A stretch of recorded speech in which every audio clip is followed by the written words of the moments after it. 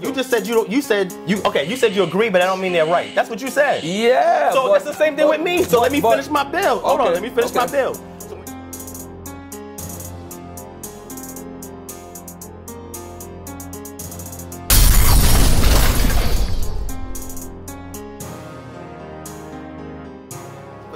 So Garfield, most of the time he'll get it. Sometimes he may not get it. Sometimes he'll shroud it because he wants to keep it in his pocket as an ace. So when he has a discussion, he can throw it out there. Yep. I like when he does that, but that's not fair in a real debate. He can't do that.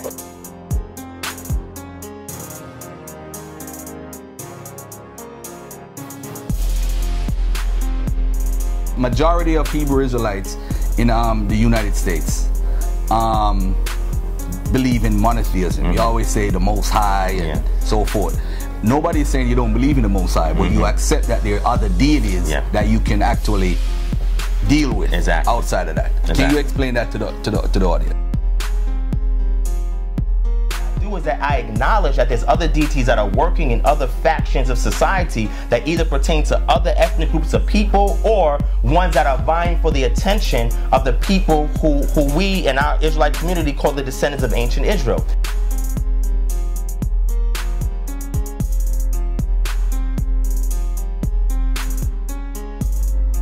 I don't believe ancient Kemet was a purely homosexual society, because if they were, you would have nobody. The population would be very small, right? The values, you wouldn't have no ma'atic values, right? Those Judeans were free or autonomous as leaders of Judea. Is when you said? The 2nd century, during the Hasmonean period. So that's why they talk about the writings, a lot of writings, they say most of it was done in the 2nd century.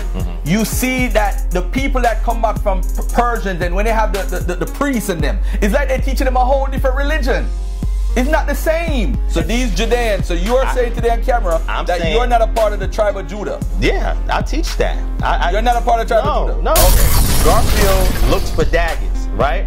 But because look at me, because I study Garfield, because I also want to get into the migration origins of the Akan peoples. How did they get there in that land? How long had they been in land? Garfield's gonna have to answer these questions for me. We needed Israel and Egypt to do it. So now, you needed Israel, and what's the other one? Egypt. And Egypt, because people also say claim it's called the Oriental hypothesis. So if you subscribe that Egyptians are responsible for building, let me finish. If you believe that Egyptians are responsible for the accomplishments in West Africa and those empires, you also agree with what he's saying. I never said that. But yes, you did. You said Israel and Egypt. I said that they. What do you mean Israel and Egypt? You said Israel and Egypt. You said the purpose is to take away the accomplishments of West Africans and attributed them to Israel and Egypt. Yes. So if you believe that's the Hamitic hypothesis. Exactly. So if you believe that Egyptians came to West Africa and helped to inspire any of the accomplishments that we see the West Africans do, you also subscribe to the Hamitic hypothesis according to what he said. I didn't say you do. This is a dagger to all the people in the Kemetic community that says that the ancient Kemetic people were responsible for all the great things that we see in West Africa. He just he chopped your head. He just decapitated. That's fine. We gotta have this bill with Jabari.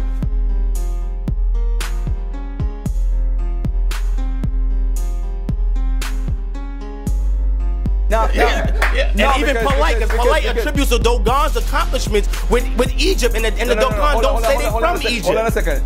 The Yoruba, though, if you read the African religion book, hold up. The Yoruba, we're not talking about the Yoruba. Hold up. So now because they're not the only group that's there. Hold up. Divine.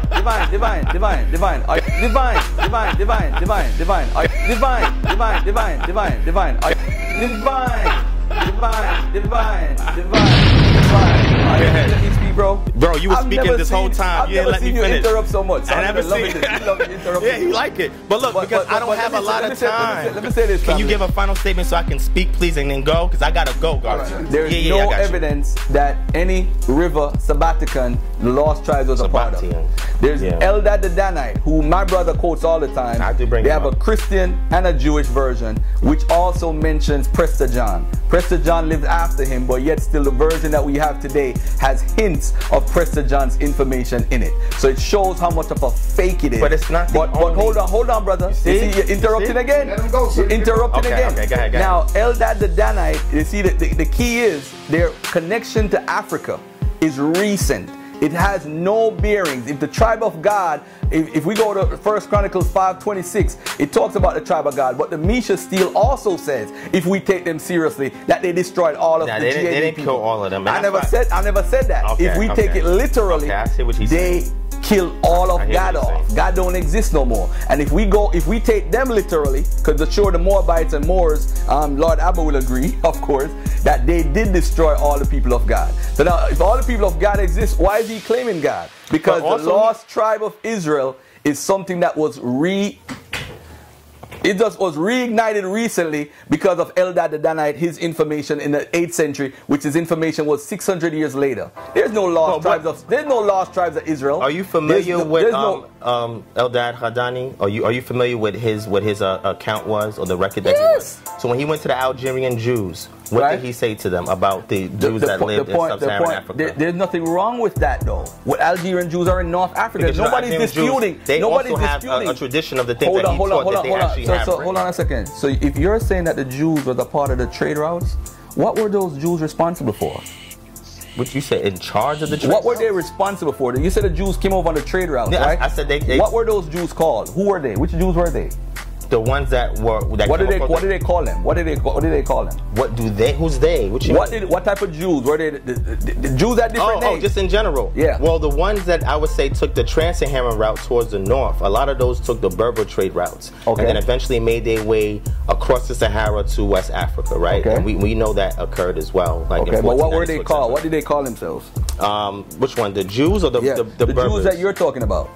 The ones that took the sub-Saharan route? Yeah. That's a good question, because a lot of the historical accounts that we have of these people are from people who did not subscribe to their culture.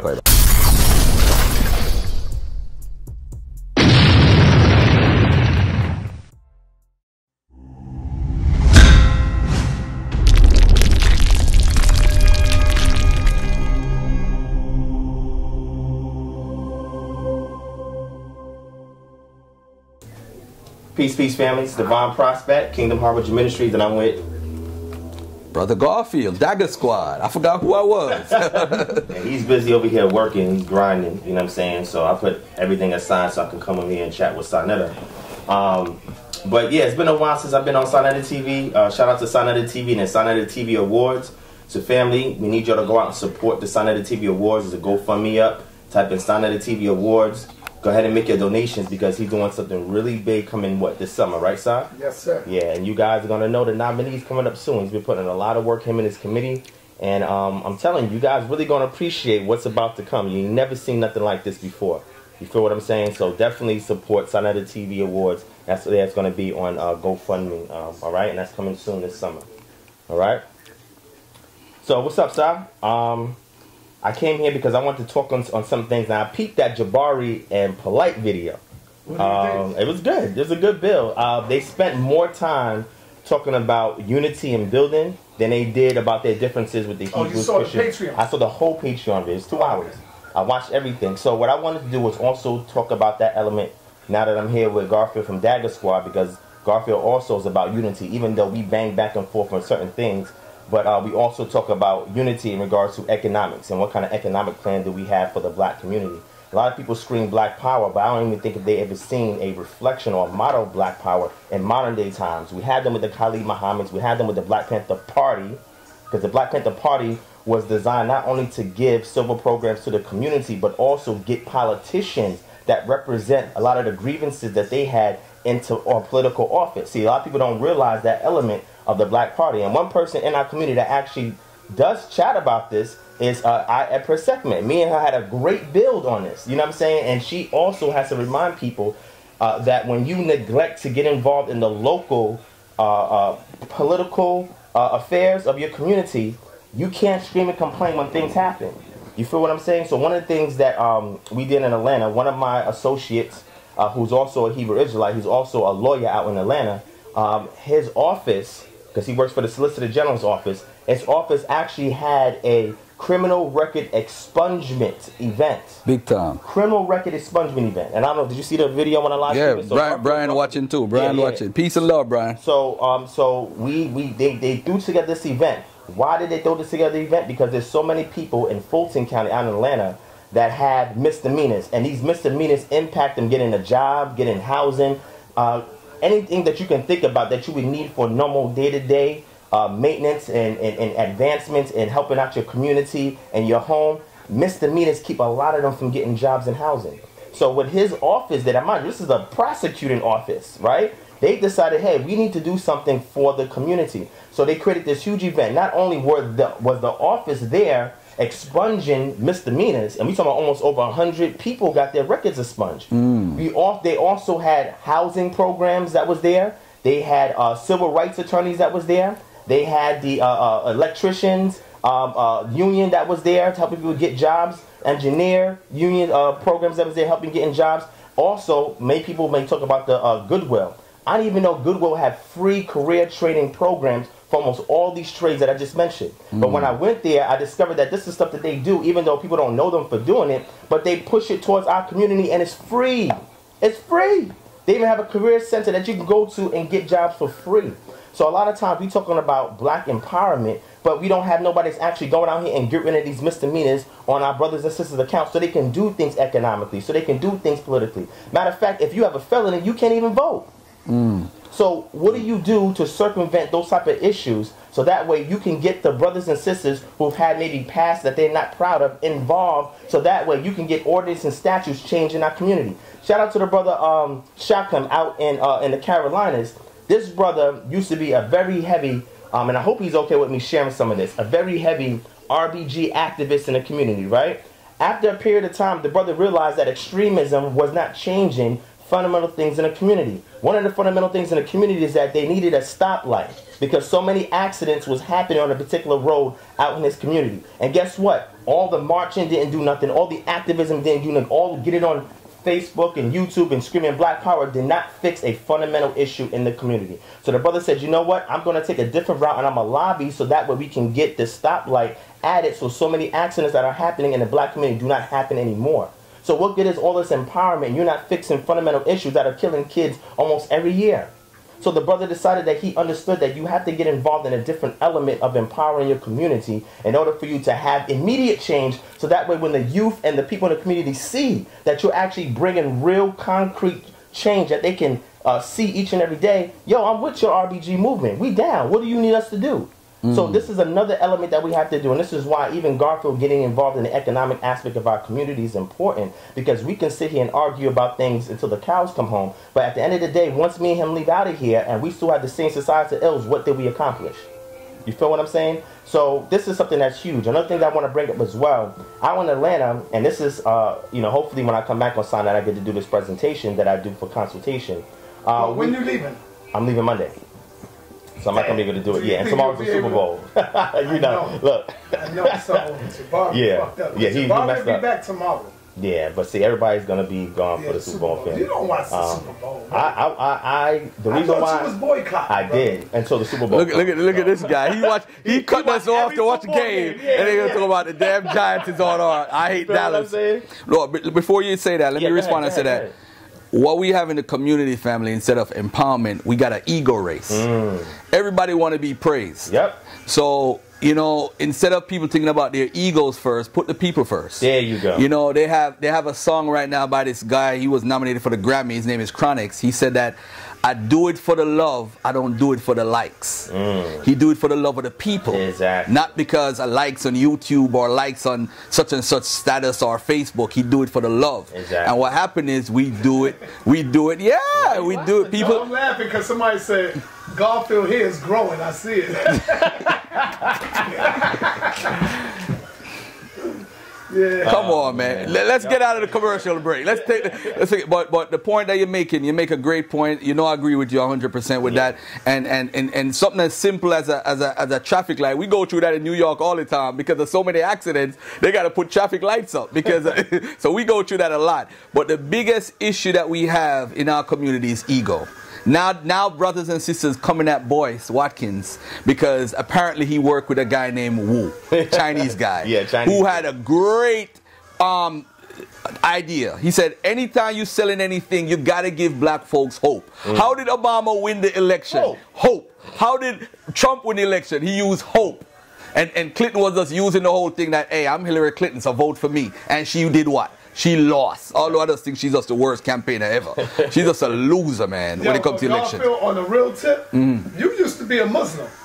Yes, sir. I could tell. And a Christian. Yes, sir. Let me tell you how I could tell. You could tell because of the mark right here on my head. I see you got the mark. It's called a sujda. Yep. You got the sujda mark. See that? So I know about this stuff. You got that mark on your forehead. You was bumping your head a lot, brother. What's going on, man? Yeah, break that down now. Here we go. We will record that. Don't turn that off. This is why they say your ass crazy as hell. We will never talk about that. You bumping your head, brother. Because my Muslim days were some horrible days. Remember, I used to train. I used to train with the FOI. I used to train under Moses Powell. Yeah. So I used to fight a lot. A lot of people don't know that side of Garfield. So, hey, I'm not even going to go there. We don't need to go there. We don't need to go there. All right? But I used to train. The matter of fact, the national trainer for the Nation of Islam used to be my personal trainer. Right now, Anthony Muhammad. All right? And when you talk about Simon Templar, he'll tell you. King Simon would tell you. I know him as Simon Templar. He used to be a part of When Worlds Collide and used to be there too. So I know Simon Templar for almost 20 years. Wow. King Simon. So he knows about When Worlds Collide and training there. I remember one day they used to have the mosque meetings. The brother who is mosque number 7 leader now, Brother Afiz, he was Kevin Muhammad. Yes. So 7C used to meet there. And boy, they came in and saw me get an ass whooping one morning, man. Boy, I felt like crying that day. They beat the hell out of me. Hey, you know what they use you as an example when they're working out and training? What? I was the example. Word? And they was just beating the hell out of me. Was you slimmer then? Much slimmer. That's why.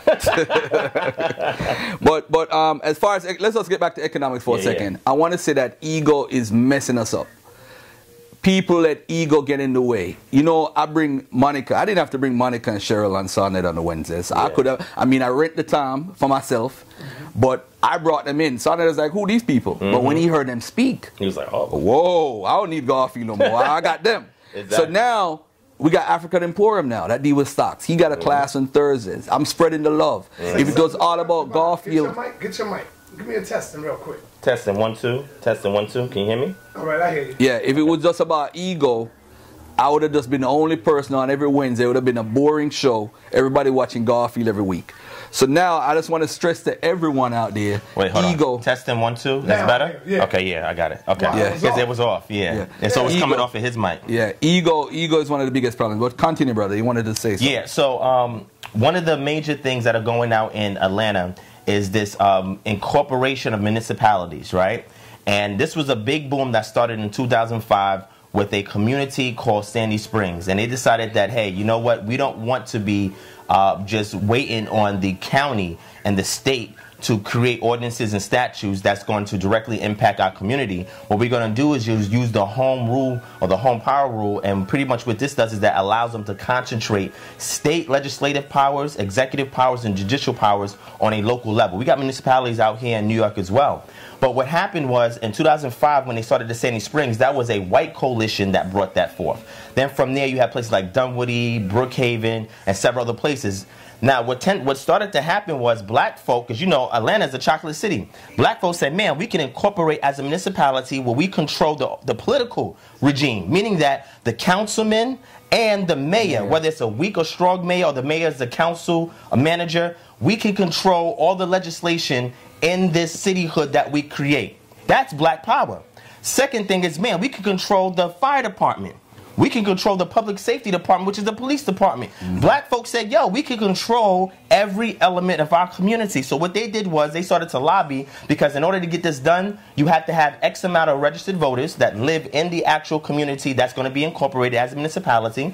They have to come together and create a charter. The charter has to reflect all the laws and bylaws that we see that the state allows in regards to municipalities. Once that's done, it has to be given to a local congressman that has to write it up as a bill, put it before the commissioners and the legislators, and once it's passed, now that community is in charge of taking over their own community, meaning that the mayor lives in the community, the councilmen live in the community, the police live in the community, the fire department volunteers live in the community, the teachers live in the community. Everybody lives in a community that has a vested interest in ensuring that the community advances in every element that you can think of. Now, what I'm doing out in Atlanta is I'm providing instructional training at town hall meetings and such to get people riled up to create these things all across the entire state of Georgia and in other subsequent states as well, because now we control every facet. Now, here's one of the main issues, and then I'm going to show you two main issues that's going on.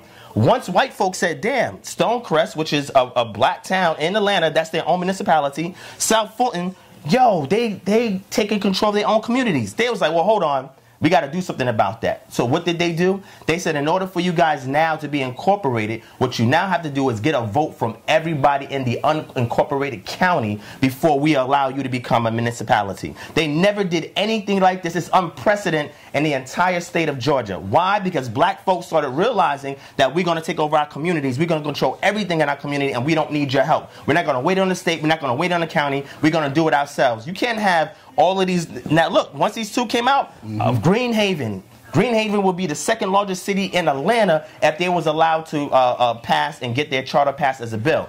These white folks said, hell no, we ain't going to let y'all do that. They've been trying to do this since 2012, and it's 2018. They've kept them from doing this. Why? Because black folk will be in charge of everything. We can't have that. One thing, I don't know if you have looked at it. I had a show, I have the Morning Money show I do on Facebook and YouTube at the same time. And I touched on something I never touched on, I don't see people touch on. Black demographics. Go to blackdemographics.com. What you're saying, and you probably don't even realize that you're doing it, is that Atlanta is one of the most populated cities for black people. New York is #1 with over 3 million. This is why they cater to the black vote in New York so much. They cater to the black vote in Atlanta because Atlanta is 33%. Georgia is 33% black. But Atlanta has a high, that's where most of the blacks live. That's why you can have a black mayor in Atlanta. You could have a black fire chief. You could have all of that because the majority of the people is black. Exactly. And by the way, most of them are also gay. Just for the record, Atlanta got a gay problem. But anyway, not the conscious folk. Go ahead. Supposedly. Yeah. But anyway, what happened is the demographics, you got to study demographics. So whenever you're going to do, like if I'm going to do business or if I'm going to do something for the communities, there are certain communities you want to go to first. Exactly. You look at the demographics and say, okay, New York is a hot spot. We already know that. But where else do we have black folks? If we go to Wyoming, you got like 14,000 black people in Wyoming. So we're not going to really go there. We ain't going to go there. But if you look at South Carolina, which is #10, you look at New York, you look at Jersey, you look at Connecticut, you look at all these places where black folks are growing, Atlanta, Minneapolis, those cities are important. But not only are we going to set up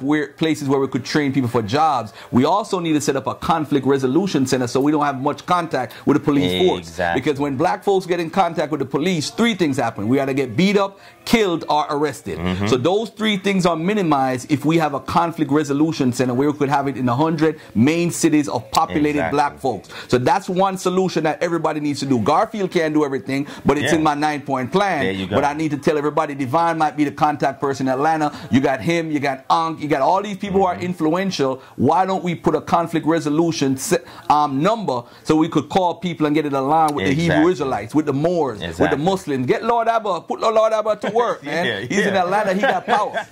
You don't only believe in the concept of monotheism. I found out that you believe in many gods, not just one God. So you have a mindset of the Africans, which is good. I'm not condemning you on that. I'm saying, damn, that's powerful. If Divine believe in more than one God, that shit is fire. I mean, and then now you gonna. Who told you that? Garfield told you that? Don't worry about it. I know Garfield told you that. You're gonna have the Hebrews coming at your head on this one. Well, but I found out that you've been trying to hide it and cover it up. Is it true, my brother, that you believe in more than one God? What's the name of it, Garfield? More than one God. What's the name of it, Garfield? Henotheism. Henotheism. Okay. It's called henotheism.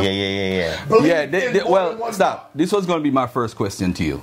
Can you explain the difference between henotheism and monotheism, and why you accept henotheism, and why y'all get this. It's going to be on Patreon. Why don't you let it roll? Let it roll. Yeah, let it roll for a little bit. Just a few minutes here, and then cut it right off in the middle. Go ahead. Yeah, what's the difference? Because majority of Hebrew Israelites in the United States believe in monotheism. You always say the Most High and so forth. Nobody's saying you don't believe in the Most High, but you accept that there are other deities that you can actually deal with outside of that. Can you explain that to the audience? Yeah, so there are 4 evolutions in regards to what is called religion, and this is what's coined when you go to like humanities and arts in any kind of university and do a study in anthropology, right?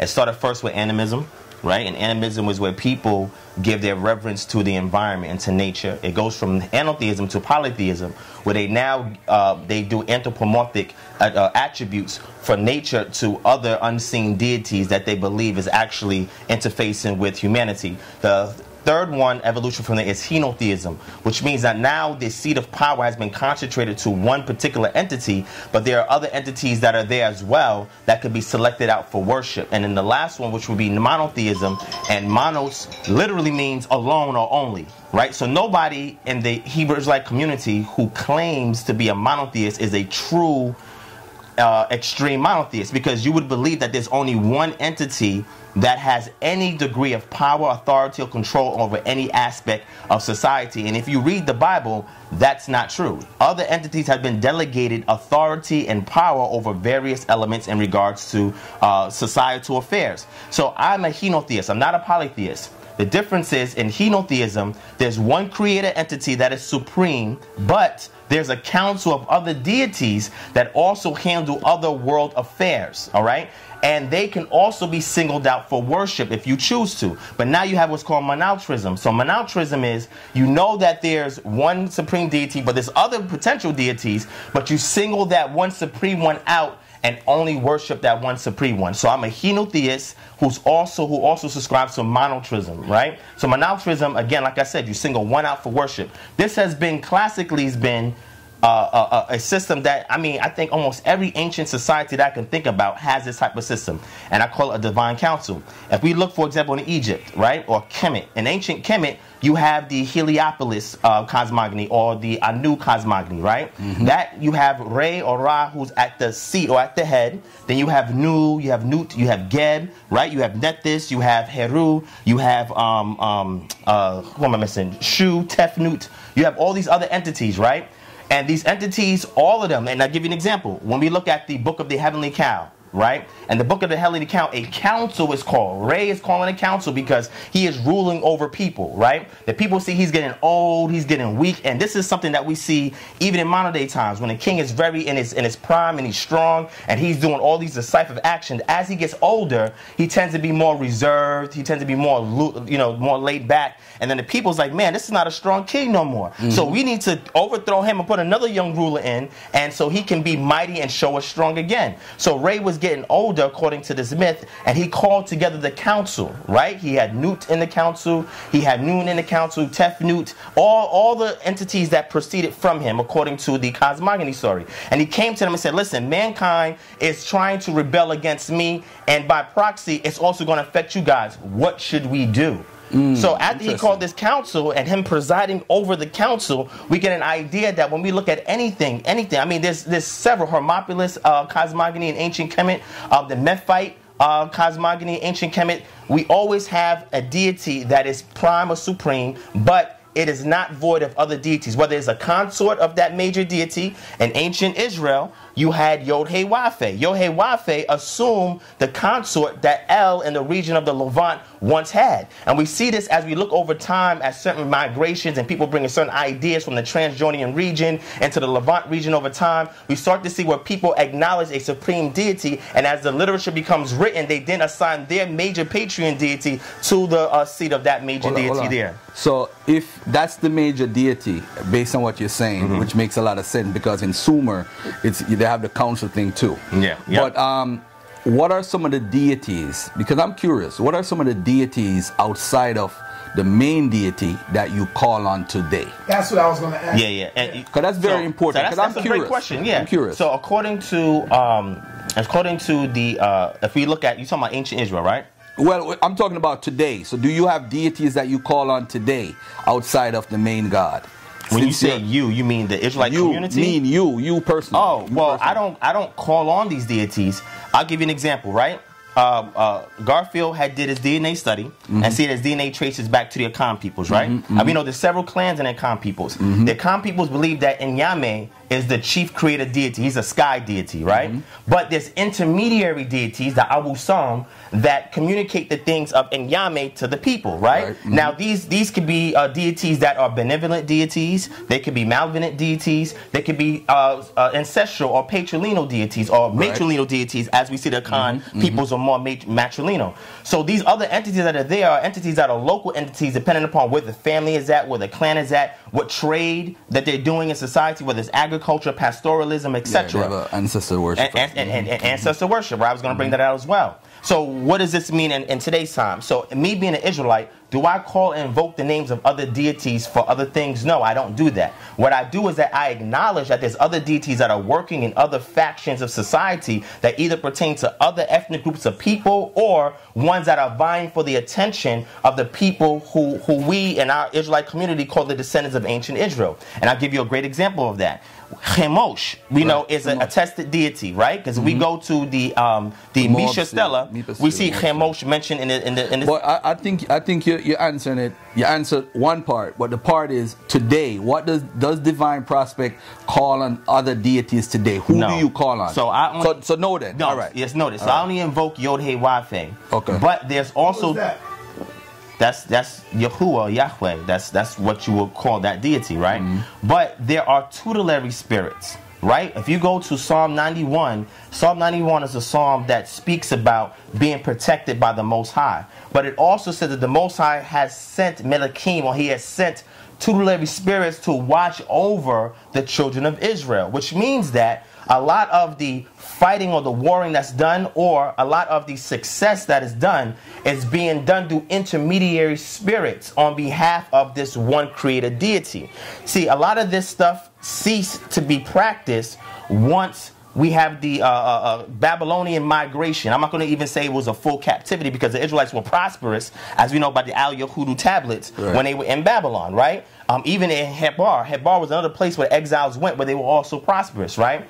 So we have a situation where once they went into captivity, the ancient pre-exilic Israelite customs and practices ceased to exist because they attributed that a lot of these practices is what brought them into captivity. I'll give you an example. Libations, right? Libations is a practice if you read the Tanakh. It was a practice that was done not only by the priesthood, but also the patriarchs as well. We don't see no full libations going on anymore with Second Temple Judaism, but you do see it in West Africa. Libations is heavy in West Africa. The Gadangme peoples do it, the Akan peoples do it, the Igbo peoples do it, the Yoruba peoples do it. Libations is there. Not only libations, you also have casting lots. Casting lots also we see where? Extant in West Africa. We don't see those practices in Second Temple Judaism that's being practiced by Orthodox Judaism today. A lot of these practices cease to exist. The tutelary spirits, henotheism, everything that I'm talking about, the dynamic with men, the female spirit and male spirit, we don't see a lot of these elements anymore in Judaism. That's why I try to go back to the ancient pre-Israelite culture, which is more akin to traditional African traditions, because it links us back to our genetic disposition, and we can be more in alignment with that than the religion of our oppressors. Go ahead. So would it be fair to say, Brother Divine, that there are more than one God? Is properly defined. A God is any entity that has power or authority. Right. So yes, there's multiple entities that out there that have power. Okay. So let me ask you. Yeah. Real quick, we could go back, segue to this because this is interesting. The Gab story. Are you familiar with the Gab story? Of course I am. Talk to me about the Gab story, and I want to know, why do you think other Hebrews have a problem with the Gab story? They simply don't understand that Gab simply represents the earth. And it is not a real person with the penis coming through. So You're giving him a leading question. Do you have the same impression like what a Tazaria could have with the Geb story of the penis and all that stuff? I ain't studying the metal netta. Yeah. So I'm studying the metal netta too. On the show next week. Yeah. And I think this is gonna be awesome right here, bro. Yeah. So if I had time, I could go in. I was trying to do that when I was debating Jabari, but they kept me from taking out the whiteboard and going into the metal netta, right? So yeah, you was there, son. Yeah. So anyway, so in regards to the Geb story, a lot of my constituents, they have a position in which they view the Geb story in a particular way. That would never be my approach in dealing with ancient Kemet. And the reason why I said is because I don't believe ancient Kemet was a purely homosexual society, because if they were, you wouldn't have nobody. The population would be very small, right? The values, you wouldn't have no ma'atic values, right? Meaning that the feminine and the masculine principles wouldn't be there, because the emphasis would be on male-to-male principles and female-to-female principles, which we don't see anywhere in any of the cosmogony stories or in any of the ancestral deities that they worship locally, right? So the perception that we have today, when we look back, like Garfield, and I agree with Garfield on this, right? Garfield said when you was trying to explain the Geb story, that was terrible, son. I think you need to delete that. Yeah, you did a horrible job about that, about having a wet dream and touching yourself and putting it in your mouth. That was really bad. But Garfield saved you, because what Garfield said is there was primitive ways in which they utilized to explain certain elements of the culture and myths and morals and values that we will no longer use today, right? So the perception would be, if you look at that, I would never personally teach my child the stuff that I see in ancient Kemet in regards to the penis and stuff. I just wouldn't do that, right? But that does not mean that it is automatically homosexual. Now, I don't agree with the Geb story and how they portrayed it, but the principle is understanding. Self-replication, because even if, for example, since we bring up the Heliopolis cosmogony, when Re or Ra, when he emerged from the waters of Nu, he settled on a ben-ben, right? And there's various variations of the story depending upon whose tomb you look in. But settling on a ben-ben, he was either an egg that hatched open, and after he came out, he rose from above the waters. This was here to teach us how the sun goes across the horizon and what they believe into the Amduat and how it rises out of the Amduat the next day. So they were trying to convey these... Hold up. Go back. Damn, Go back. Yo, come on, man. You just messed everything up. Yeah, I don't even know what part we stopped up. Let's just go back. All right, so I go back. Let me say this before you. Come on. No, because I'm going to answer the question again. Okay, go ahead. As far as Geb is concerned, as far as how it's pictured right now on the walls and so forth, because one thing I want you to get into is like different people at different time period changes stories too. Yeah. So if a story exists, this person might feel, you know what, I'm gonna tell it this way. Yeah. So you could understand it. So, and plus, we weren't alive at that time. We just got to go by what they're saying. Exactly. Talk about this whole Geb thing and why the Hebrews, majority of them, 90% of them or 99% of them, have a perverted way at looking at it. Can you explain how? Can you bring some solution to it to bring better understanding? Or some insight, All right, so when we look at the cosmogony, right? Now remember, in ancient Kemet, you had more than one cosmogony, depending upon which nome or city that you lived in along the Nile, right? So if you from the lower cataracts, then you would have like a Memphite almost kind of theology. But if you went further towards the north, where Anu was at, you would have more of a Re kind of cosmogony, like that was very prominent in the Old Kingdom, right? So when it comes to talking about how the world became, because this gives man purpose, man needs to know where did I come from, and ancient times, in order to know where he's going, he had to know where he came from, and now once he knows where he came from, well, what is his obligation while he's alive, because he has a sort of self-awareness that animals around him do not have, a way of communicating in a way that animals around him does not have. He can create tools, he can create art, these things that animals cannot replicate, right? Now we may have some apes today that may be able to generate some very small kind of tools, but it's nothing as complex as modern man, Homo sapiens sapiens, right?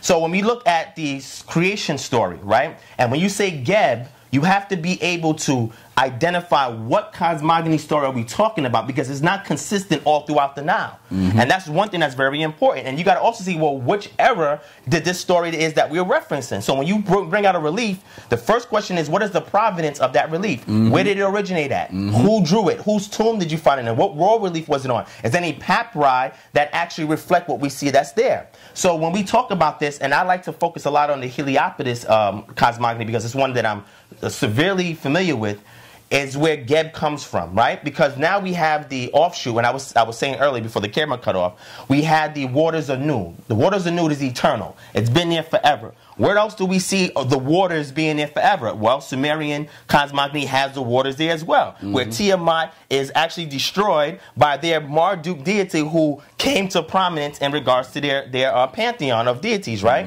We see something similar. So the eternal waters always existed. Even in the Bible, when you go to Bereshit or Genesis, the eternal waters is there. So this is something that is prominent in any ancient civilization. Out of the waters, you have Re or Ra that is rising out of the waters. Why? Because when people are looking at the horizon, you can actually see the sun coming out of the water. That is what it sees from your vantage point. So the people want to understand, well, how is it that the sun, which is hot, can come out of something that is cold, right? Or that's water. So what they had to do was they had to anthropomorphize the things that they see in the environment. Anthropomorphize. Anthropomorphize meaning that you're taking human traits and characteristics and attributes and you're applying to things that are non-human, right? So they had to use these literary devices as a way of storytelling so that people can identify with not only the importance of why the Nasut is there in power, because the king has to prove why he's in charge. That's why we see a lot of the kings and a lot of the writings that we have from ancient Kemet, it says the son of Re. Why do you have to claim lineage to the son of Re? Because once I tell you the story or how we came about, you'll know why I'm in power and why I was chosen by Re to rule, so that way we can have my eye throughout the land. All right, beautiful. I was about to get into. Hold on, I'm almost done. Let me get into Geb real quick. Go ahead. I'm gonna wash it up with Geb, and I'm gonna tag you in. So when we go to the Geb story, Geb is one of the descendants that came forth out of Re.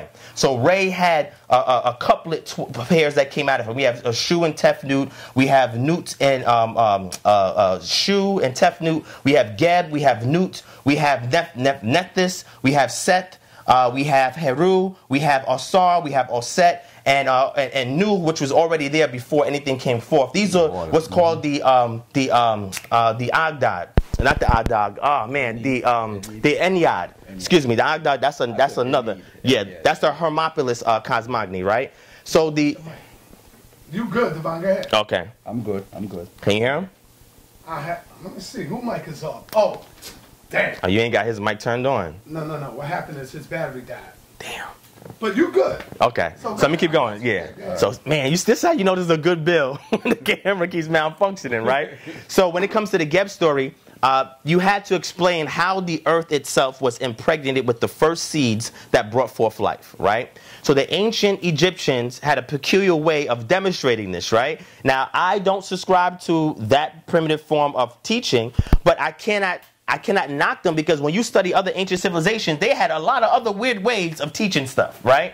And if time permits, me and Garfield can even get into this, because Garfield studies their Eastern religions and cultures, etc., right? Civilizations. So the situation with Geb is the relief that we're looking at, where Geb is actually, has his male members in his mouth, where he's putting seed into himself, is demonstrating how we can look at these entities, showing how the first seeds were planted into the earth and how vegetation sprouted from out of the earth. Is that homosexual? Well, if you look at somebody trying to attempt that today to show somebody that story, I would stay away from that, right? Right. But I will say that there's nothing in none of, if you look at that relief, there's Medu Neter that explain what's going on. So you're not just going to have us a random relief without something to read to explain what's going on. There's no kind of overtones that will cause us to believe that this is talking about somebody performing a homosexual act. But certain cultures will perceive it as one based on their core values, right? So sodomy is a no-no in the core value of certain other cultural systems. So if they see something like that, they're going to be like, yo, that's crazy. You know what? Hey, whoever put that together obviously was not thinking the way that we thought. And they had a more of a flexibility to put this story together. Now, according to my culture, will we ever tell a story like that? No, we wouldn't tell a story like that. Because see if we're going to keep it 100. Okay. Is there homosexuality in the Bible? Yes. Okay. Why would I lie about that? Hold on a second. You can pull out a passage and read that. Let me add on to But this. I try to stay away from those type of... Right. Because there's so much other things that we can talk about as far as civilization and culture that I don't like to stay hinged on that. But you're bringing it up. So why do you think the Hebrews missing this? Because it's not their culture, and it's. I think they want to miss it. They just want to throw dirt on it. Yeah. Well, that's obvious because there's a whole thing in the community with Kemet versus Israel. Yeah. Let me ask you this: do you look at the Eponus? I don't know if I'm pronouncing the word properly. The Eponus ancestors of Egypt. You talked about Geb, Nut. You're talking about Osiris. You talk Tefnut, Shu, whatever. Yeah. Do the people look at those people as real people? In the Egyptian or the Kemetic society, this is what I'm going to say. I can't say yes or no. I would say some groups did, and some groups didn't. And I'm going to give you reference points for that. No. You don't have to. Okay. I'm trying to make a point right now. It depends, and that's what I was saying. It depends on what dynasty we talking about, whatever we talking about, and what political matters was going on at the time that a particular cosmogony story has to be created in order to ensure that the suit stays in power. Do you think personally that they were real people?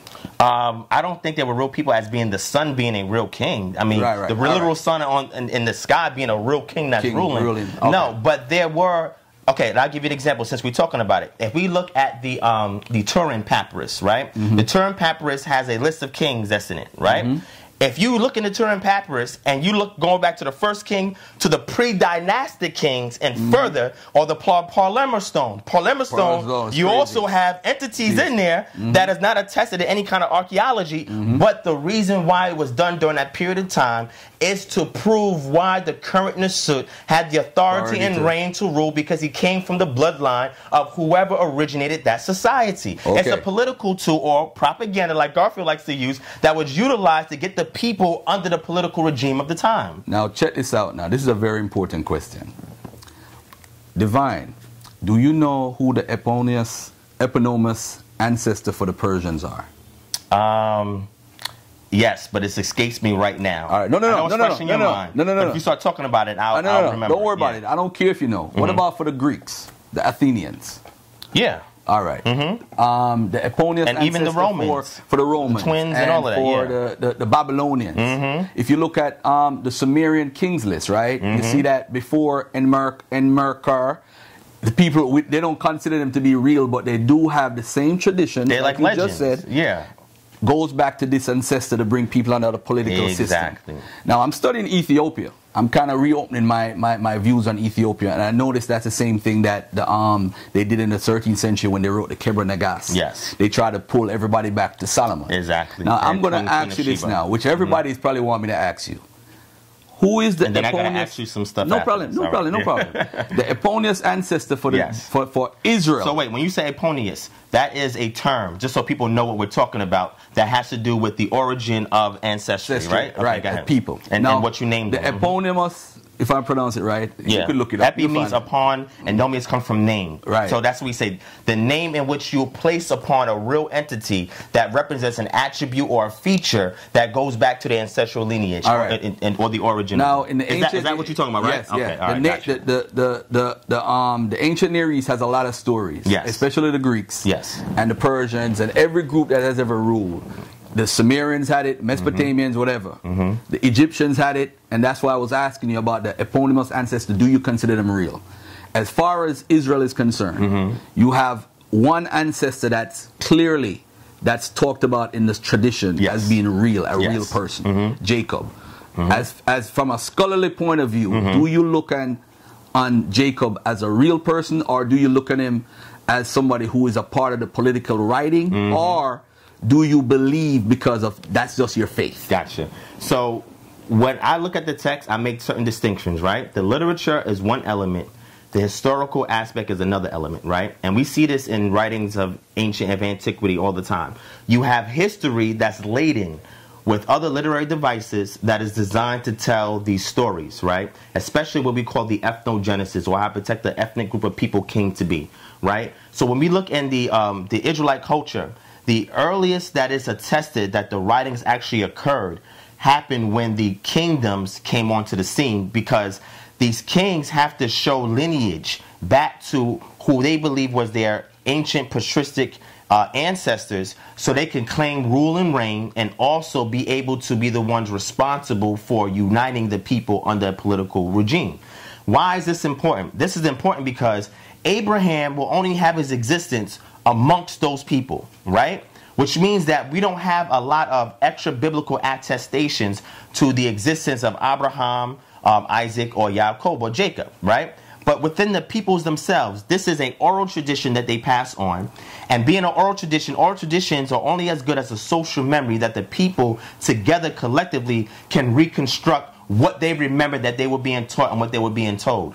So when we try to vigorously go into the past and look for like a Abraham, right, or look for a Jacob, we are doing a disservice because their existence only had relevance to the ethnic group that were keeping alive those oral traditions or oral stories. So once Israel once the story opens up where we have these people that are centralizing in a central country hillside, and there's various groups that are amongst them, and these various people saying, listen, you know what? Now that this area is being weakened, and this is how we had the end of the Bronze Age and the ushering the Iron Age. Now this area is being weakened, and we are collectively coming together, and we aggregating onto this Central Hill mountainside, and we all have pastoralism in common, with some semi-agriculturalism also in common. We have to have a common story amongst each other to explain why we here.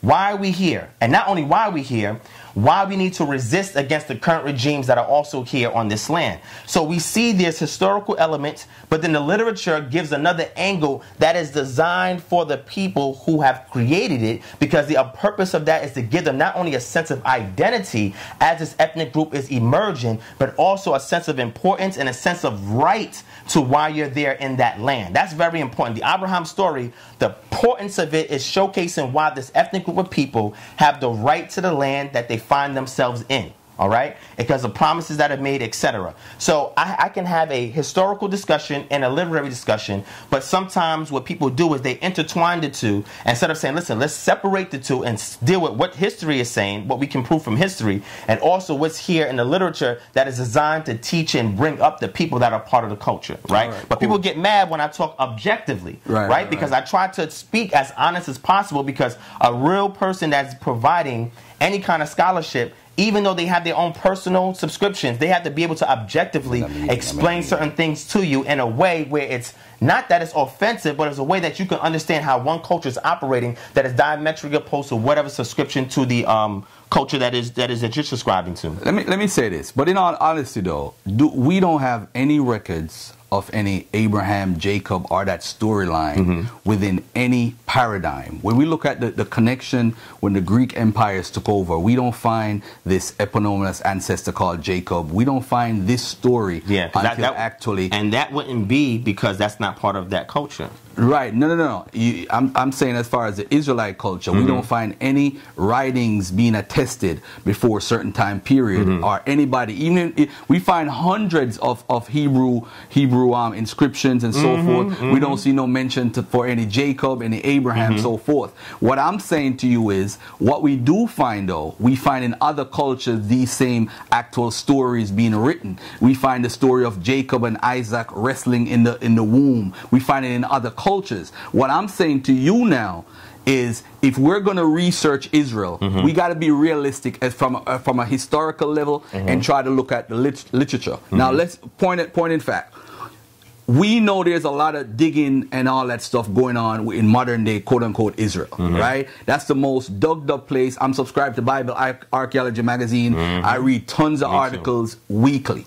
And what I'm doing, family, is explaining that Solomon, for example, there's no attestation for Solomon, right? We haven't found anything. But in the literature, he is probably the most popular king in his time period ever in the history, based on the literature alone. You know, and I know the brother would agree with that. My point is, if we find a consistency of these people being put in a book saying that they are special and they are the chosen and so forth, and we look at the literature, we got to ask ourselves, how comes this literature seems so similar to other literatures around?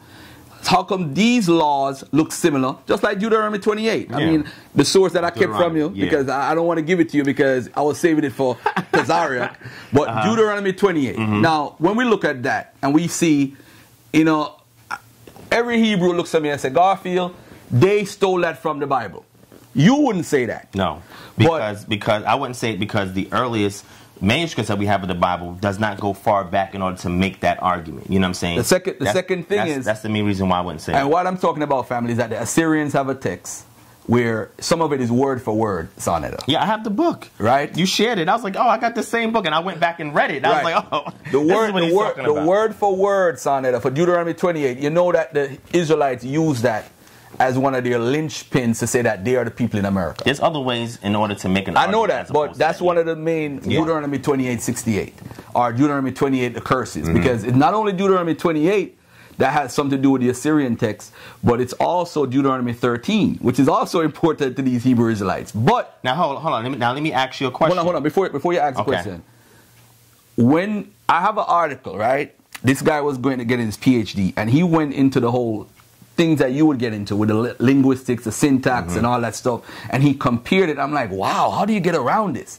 But I'm saying that even dating the Bible, they use the Assyrian text to say that this could be possibly written because of this text. So this is how I found out about it. I found out because of this guy, this author that I know, and he shared it with me, and then I did my own little investigation to find. I'm like, wow, this is crazy. So I went to Rawbone and I said, look what I found. They're like, oh, this is a dagger right here. So I had to get all the information together. But dating biblical texts, you know, it's a, you know, what's the word that they use? Textual criticism. And they look at documents. The reason why in the JEPD theory, they said the Deuteronomists, they were saying he's 7th century. This is what the consensus says. It's based on the Assyrian text.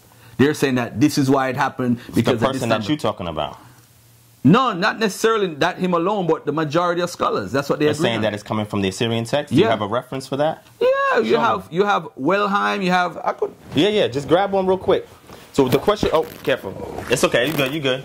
The question I wanted to ask Garfield was: when the Assyrians conquered peoples, did they integrate any customs, cultures, or ideas of those conquered peoples into the Assyrian hegemony? Or the Syrian elitists in regards to bringing together these ideas. But now we know the Persians would do something like that. We know in Hellenism, the Greeks would do things like that. The Syrians also did the same thing when they conquered peoples. They would assimilate a lot of the values, core values, traditions, customs of those peoples into their empire. And this is a way, go ahead. I'll let you. It's a good point, but let's look at this. What you have to look at is how the Assyrians would write their own curses on everybody. This is how you evaluate what I'm saying. If they only did it with the Israelites, I could even have an argument for the Israelites. I say, I think he stole them ideas. But before he even encountered them, they're using the same wordings to other cultures. So if they took Tyre over, they have the same curse for Tyre. If they took over the Hittite center, they have the same type of wording. So if they said that when the God comes, he's going to curse you and give you boils. And we see that in Deuteronomy, but we also see it in other texts that they did, the Assyrians. Of course, you're going to say that these people who are empires, because there's a difference between empires. Hold on. And who? Empires and kingdoms. Okay, and not just kingdoms, and also chiefdoms, right? Also, we have local polities. Empire is going to be much different because not only are they going to have the finances, not only are they going to have the political sway, not only are they going to have the social structure where, if we look at the stratification of the social, they're going to be at the top.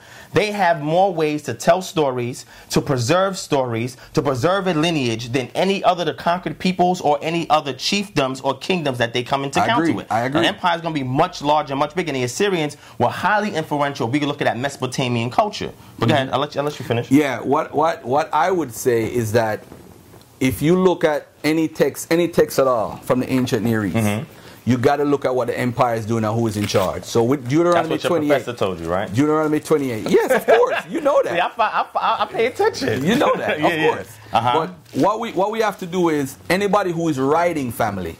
So this is why when we're talking about the biblical text and how it was put together, when you look at David Carr's work and how they try to date time, you talk about early biblical Hebrew and late biblical Hebrew and when it was dated and so forth. You have to take into instance, nobody believes that Moses wrote the Bible. I don't think anybody right now who's a scholar says that. We wouldn't say that because that is something, that's a religious dogmatic statement to say that he wrote everything that we see in the Torah. Nobody would think that. Do you believe that, no, I'm not going to say believe. Do you think any of the Pentateuch was around during Moses' time period? I would say a lot of the values were around, the songs were around, because when you date the songs are pretty primitive. A lot of the core values that we see that's in the text also was around at that time, but not in the codified form that we have today. We can't, nobody is going to say that Moses wrote everything word for word because we don't even have the autograph. Something slipped me that was very important. Okay. You always say that what we follow today is Second Temple Judaism, right? A lot of it is from Second Temple Judaism. Yeah, the way they view the past is through the lens of Second Temple Judaism. Now, Second Temple Judaism, would you agree that even when we study the and by the way too, we need to get out of this whole thing that the Assyrians came in and took people like their slaves or whatever. The reason why Assyrians, and we need to move beyond that, this is 2018, Assyrians took people to basically build up their kingdom. Yeah, same thing with the Babylonians. Nebuchadnezzar took people to build up their kingdom. The Persians did it to build up their kingdom. They're not taking you as slaves. They're taking the smartest people who are in your culture. This is why in the Persians you have a certain sect of people who are claiming to be Jews. Because guess why? They took them there because they were the smart people in the culture and they were smart. And plus they had to hook up with the money. And they had skills. They had skills with money. Yeah. All right? So now let me add this on to the whole discussion here. If Second Temple Judaism has influenced all of Judaism as we call it today, can't we come to a conclusion or even put it in our thoughts that the stories of Abraham, Jacob, and Isaac could have also developed during 2nd century Judaism? Which is basically, when you look at the theories today, most of the writings that we have for even the prophets, we see that it was written during 2nd century. And why do they say that, ladies and gentlemen? Because that's the only time those Judeans were free or autonomous as leaders of Judea. Is when, you said? The 2nd century, during the Hasmonean period. After the Maccabean so that's why they talk about the writings, a lot of writings, they say most of it was done in the 2nd century. So now when we argue about prophecy now, let me ask you this now. Let me switch up a little bit. I know you got some questions for me. I'm just hogging the mic. I'm just hogging the mic. No, you gotta let him go. Yeah. Let me just touch on prophecy real quick. Come on, Garfield. Go ahead. Do you accept, I asked Zion Lex the same question. You're going to ask me the same thing I answered before. Do you accept Deuteronomy 18 when it talks about prophets being false prophets? False prophecies. Do you accept that verse? Do I accept it? Yeah. Yeah, according to my culture, I accept it. All right. So do you believe that these, if I find a false prophecy within any of these books, that we should just throw this prophet out, he shouldn't be trusted? No. Why not? Because that is not taken into account the provenance of the manuscript. So I'll give you an example, and you're going to use this because Garfield likes Bible difficulties. He asks these questions to Christians, it's like he asks Hebrew Israelites, and I've read several books on these things. But this is the thing that I would say: we don't have any. Which one? This one. Oh, that one. Oh, and what's, are you on? No. Yeah, that's the one. That one. And do you have the password? I was already here, so I mean. Do you know it, or you don't know it? Okay. So to answer your question, what I would say is we don't have any of the autographs of any of the manuscripts that are attested in the scriptures, right? So I'm not a person that believes that the text is infallible. So when you ask a question to somebody like me, I will go into the difficulties and explain them to you from an objective perspective because I don't subscribe to the fact that the text itself is infallible.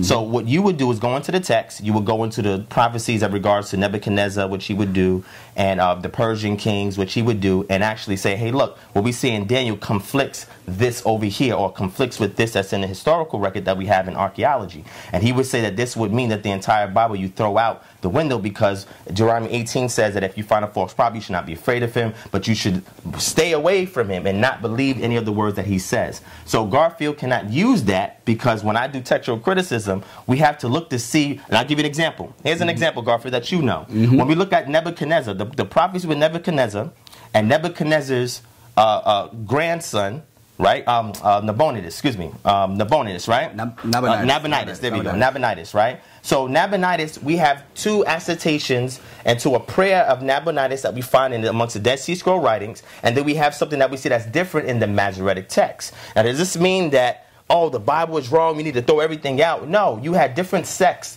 that had different oral traditions that they didn't pen down, and that we see differences between the two. A good example of that is that when we look at the Dead Sea Scrolls, and we look at the Dead Sea Scrolls from a textual criticism perspective, and compare with the Masoretic text, which is almost 1,000 years separated from each other, we see that there is a huge amount of consistency in regards to transmitting that we find pre-Masoretic texts amongst the Dead Sea Scrolls. Now, what that will prove is this. That means that the way that they utilize their oral traditions to preserve it and keep it amongst the priestly class, to continue to write it and keep these traditions going across spans of hundreds of years, even in the Geniza, the Geniza manuscripts, right? So the Geniza manuscripts, people don't compare those manuscripts to the Masoretic text. If you do, they fix a lot of inconsistencies even as it relates to prophecy. And I'm working on a project that's doing just that. So again, because I know Garfield, I watch his videos, I see his angles, Garfield is very slick. But he's slick in a way because if you're not thinking, you're going to be like, damn, Garfield, that's true. But if you dive deeper, you can be able to answer a lot of these difficulties that you find that are seemingly contradictions between the biblical text and things that we find outside of biblical text, or even within the text itself. But in all honesty, though, if you find out that Nebuchadnezzar never conquered Tyre, if you found out that he never conquered Egypt, if you found out that the Medes didn't beat him up, the prophecies of Jeremiah, if you find out that he never went into Egypt and conquered and got all this gold and stuff that they claim that he would have gotten. These are oral traditions. But no, it's not about oral traditions. It is. But you see, now there's a difference between prophecy and oral traditions, the way it's written. But you see, the key error you're making, Devon, is that if these are oral traditions and people pass them on, which I don't think they are, I think it's retroactive writing, because what people are doing is they want to know, how did they get in this position? How did we you know why some of them hold on. I'm about to answer your question. Hold on. How did we get to the Hasmonean time period? How did we get free from the Greeks? How did we get here? When? How? Why? So they're writing prophecies and stuff and retroactive writing, especially Daniel, which we know folks are saying that it was written basically most of it was written in the 2nd century BC, because it lines up completely. Although he gets his history when he's supposed to be alive wrong, but he got a lot of stuff in the 2nd century correct. But also remember that it's not written in one consecutive language. It's written in both Aramaic and Hebrew. But that is very important, because now we see whose hands or what scribes are adding to the text what they can recollect that was missing from the Hebrew text. Hence why we see the composition that is in today. So you're going to see what seems to be contradictions or difficulties unless you do further research to see where they're getting these traditions from and how it got amalgamated and codified. I'm not on that to write a story right now. Devon was here in the house, right? 5 years later, we write the same story. He makes an error and said that you had on blue shoes, and I said you had on red shoes, right? That's cool. That's cool. It's a tradition that Divine Prospect sat down with Garfield. But now, if you're adding on to the story, to writing in a way where it's more apocalyptic literature, that means you're writing with a design to do something for said people. So now, hold on. So that's not oral tradition, so though. Wait, No.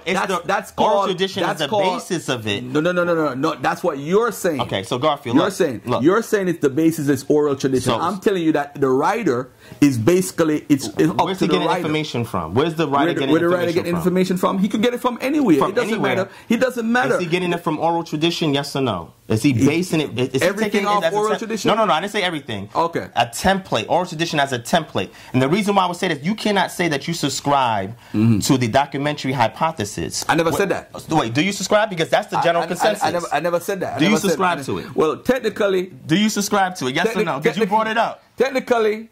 Because that's gonna override what you talking about, the writings that we find during the Grecian period. Hold on. Listen to what I'm saying. Listen to what I'm saying. The documentary hypothesis from 1800s, Wellhausen, Hort, all these folks. All right, let me say this. If it's a consensus, you know I gotta go with it. It is a consensus. It's taught at the Oriental Institute as well. I gotta go with it 100%. That don't mean I have to agree with it. Yeah, of course. But I have to say that's a consensus. Now I say this. Because recently, what's the name of this scholar, man? Whoa, he did a whole book on the whole documented hypothesis, and he did some stuff to make it more believable. I mean, the documentary hypothesis was he a fundamentalist, or was he like a regular objective scholar? Objective guy, very objective. He's the one that sent me the stuff about Deuteronomy 28. I don't know who you're talking about. I would like to know his name so I can go back and research and see the peer review on his works. But go ahead. All right, cool. All right, so now... But okay, so what I'm saying is, do you believe that the Bible has a provenance that predates the Hasmonean dynasty, yes or no? Yes, the Bible, not the complete Bible. No, just elements of it. There are parts of it that definitely came from other periods, because if you look at the Persian period, you could tell with the Persian loan words. If you read the book, you have it, the book with the black cover with the yellow. They talk about how the Bible came into being and all that stuff. And that book tells us about the Persian loan words. That means and Assyrian loan words too. Unless the person who wrote it is a priest who is Persian, who lived during the Hasmonean period, there's no other explanation why there's Persian. So wait. So now, look at the camera. Hold on. Pay attention to what Garfield is saying. I'm dropping wisdom right now. He is. I'm dropping wisdom. But be consistent with it. Of course I am. Okay, go ahead. Now, if you see a majority of Persian loan words, it's talking about, you can now use that. This is what textual criticism is. But there's also Assyrian loan words in there as well that was used during the time that the empire was at its prominence. So how good can somebody's mind be who's writing a story during the Hasmonean dynasty under Grecian captivity can recall certain... Hold on. Your idea of a Bible and my idea of a Bible, I think we're putting it out wrong. Because first and foremost, we don't believe there was a Bible with 23,000 words existing. No, we know about that. We don't believe that. I don't believe that. He doesn't believe that. Fine, we agree on that.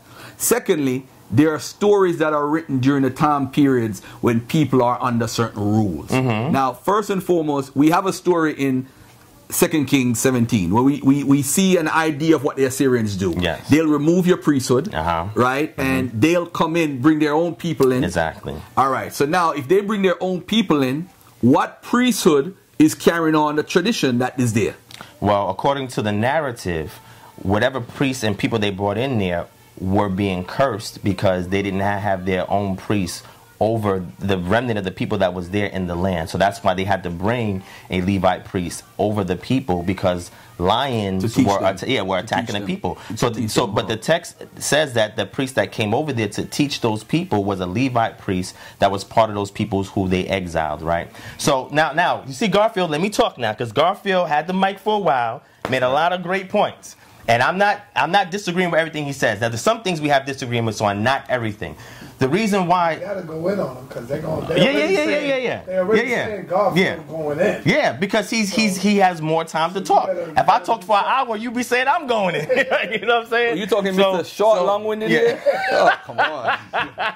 Because a lot of my videos is like hours long, so he's funny. Okay, so I'm gonna make a few points, right?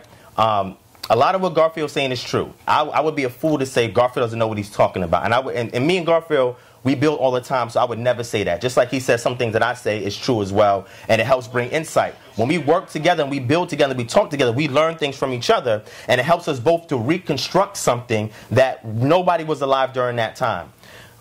When the Hasmonean dynasty, now mind you, this is from the literature of the people that are writing the text, they say that they were at odds with the Greeks. First Maccabees, Second Maccabees is the actual historical record that we find amongst the Dead Sea Scrolls, which is contemporary with the time period of the Hasmonean dynasty, which would have been a few years short of when the Maccabean revolt occurred. They are giving you a historical account as to what happened. They said that the Greeks themselves despised the fact that there were certain astute Jews or Judeans who held so fast or steadfastly to their traditions that they refused to buy into Hellenism. And because of that, as a result of that, their temple was desecrated, right? And because of that, it caused these Saqqarites to rise up, or these assassins to rise up, who favored the Maccabeus family and revolted against the Jews. They also say in the historical text that their ancient texts were burned systematically by the Greeks. Now, mind you, when we look at the history of the Judeans during that time period, we will see that anybody that teaches about that will say that this is a very viable, plausible, and contemporaneous historical account as to what occurred. So much so that if you want history that happened to the Judeans on that time period, you have to go through these books of the Maccabees and the Dead Sea Scrolls, because it's contemporaneous. Dead Sea Scrolls go back at least to the 3rd century BCE, so it is closer to the events that occurred than somebody that would be telling the story 500, 600, 700 years later.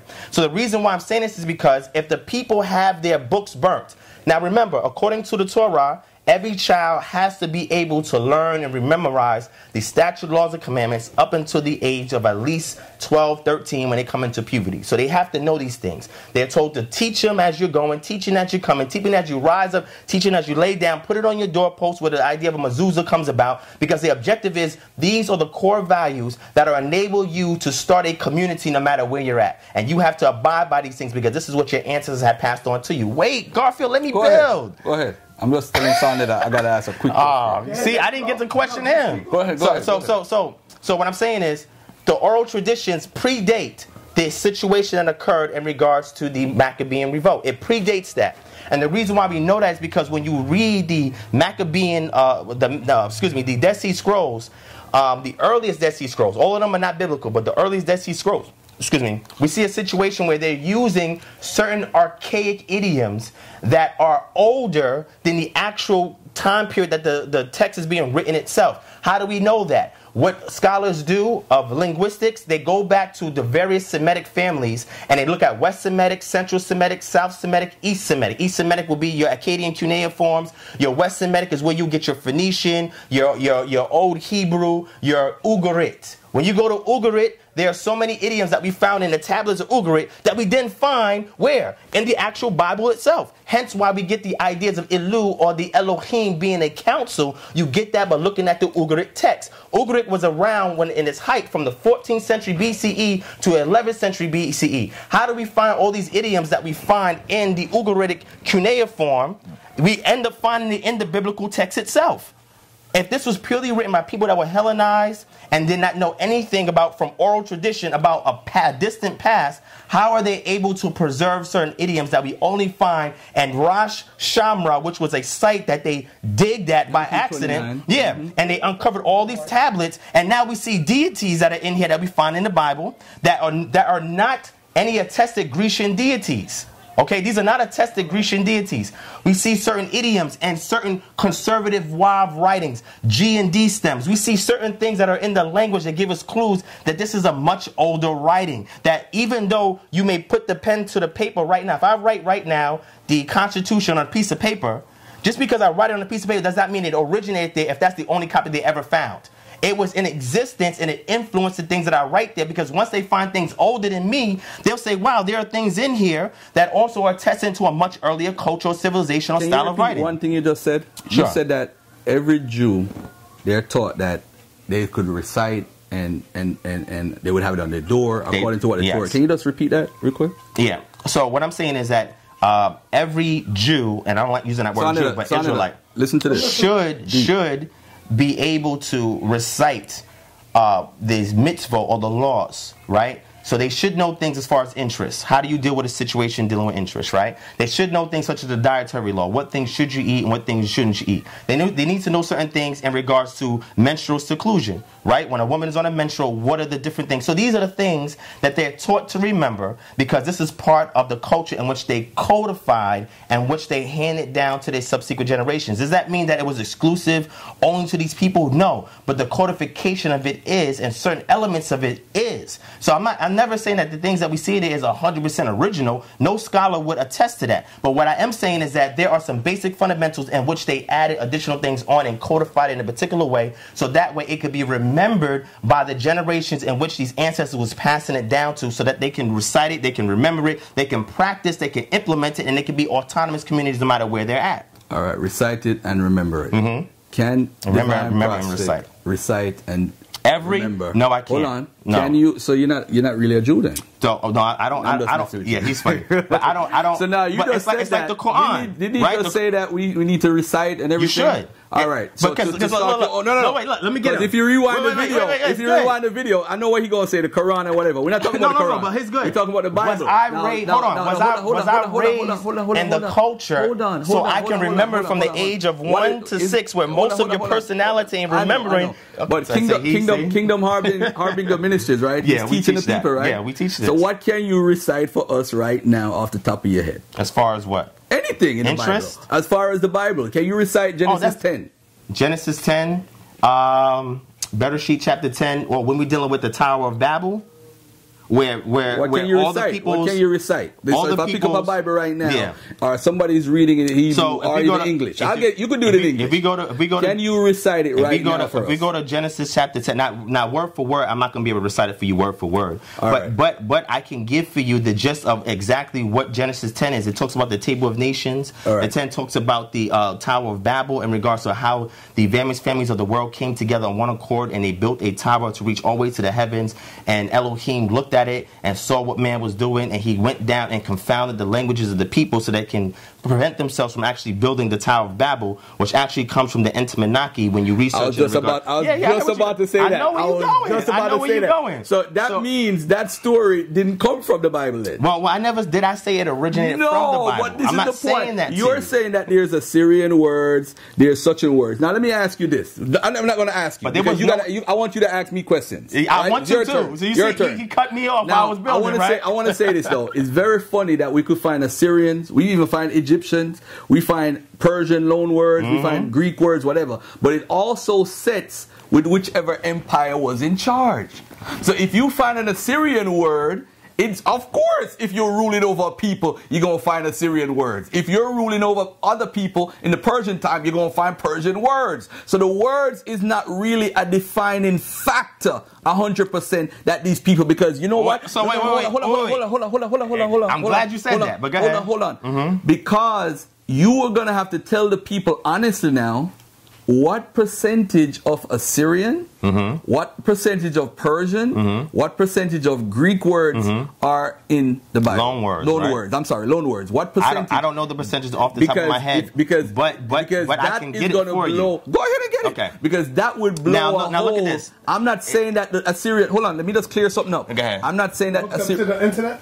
Yeah, well, my phone, I don't have your Wi-Fi. You should have it automatically. No, you changed it since I came. No, I have it. No. Oh, so as soon as you came I have it, yeah. You know how long it's been since I've been here, Si? Damn. 2016.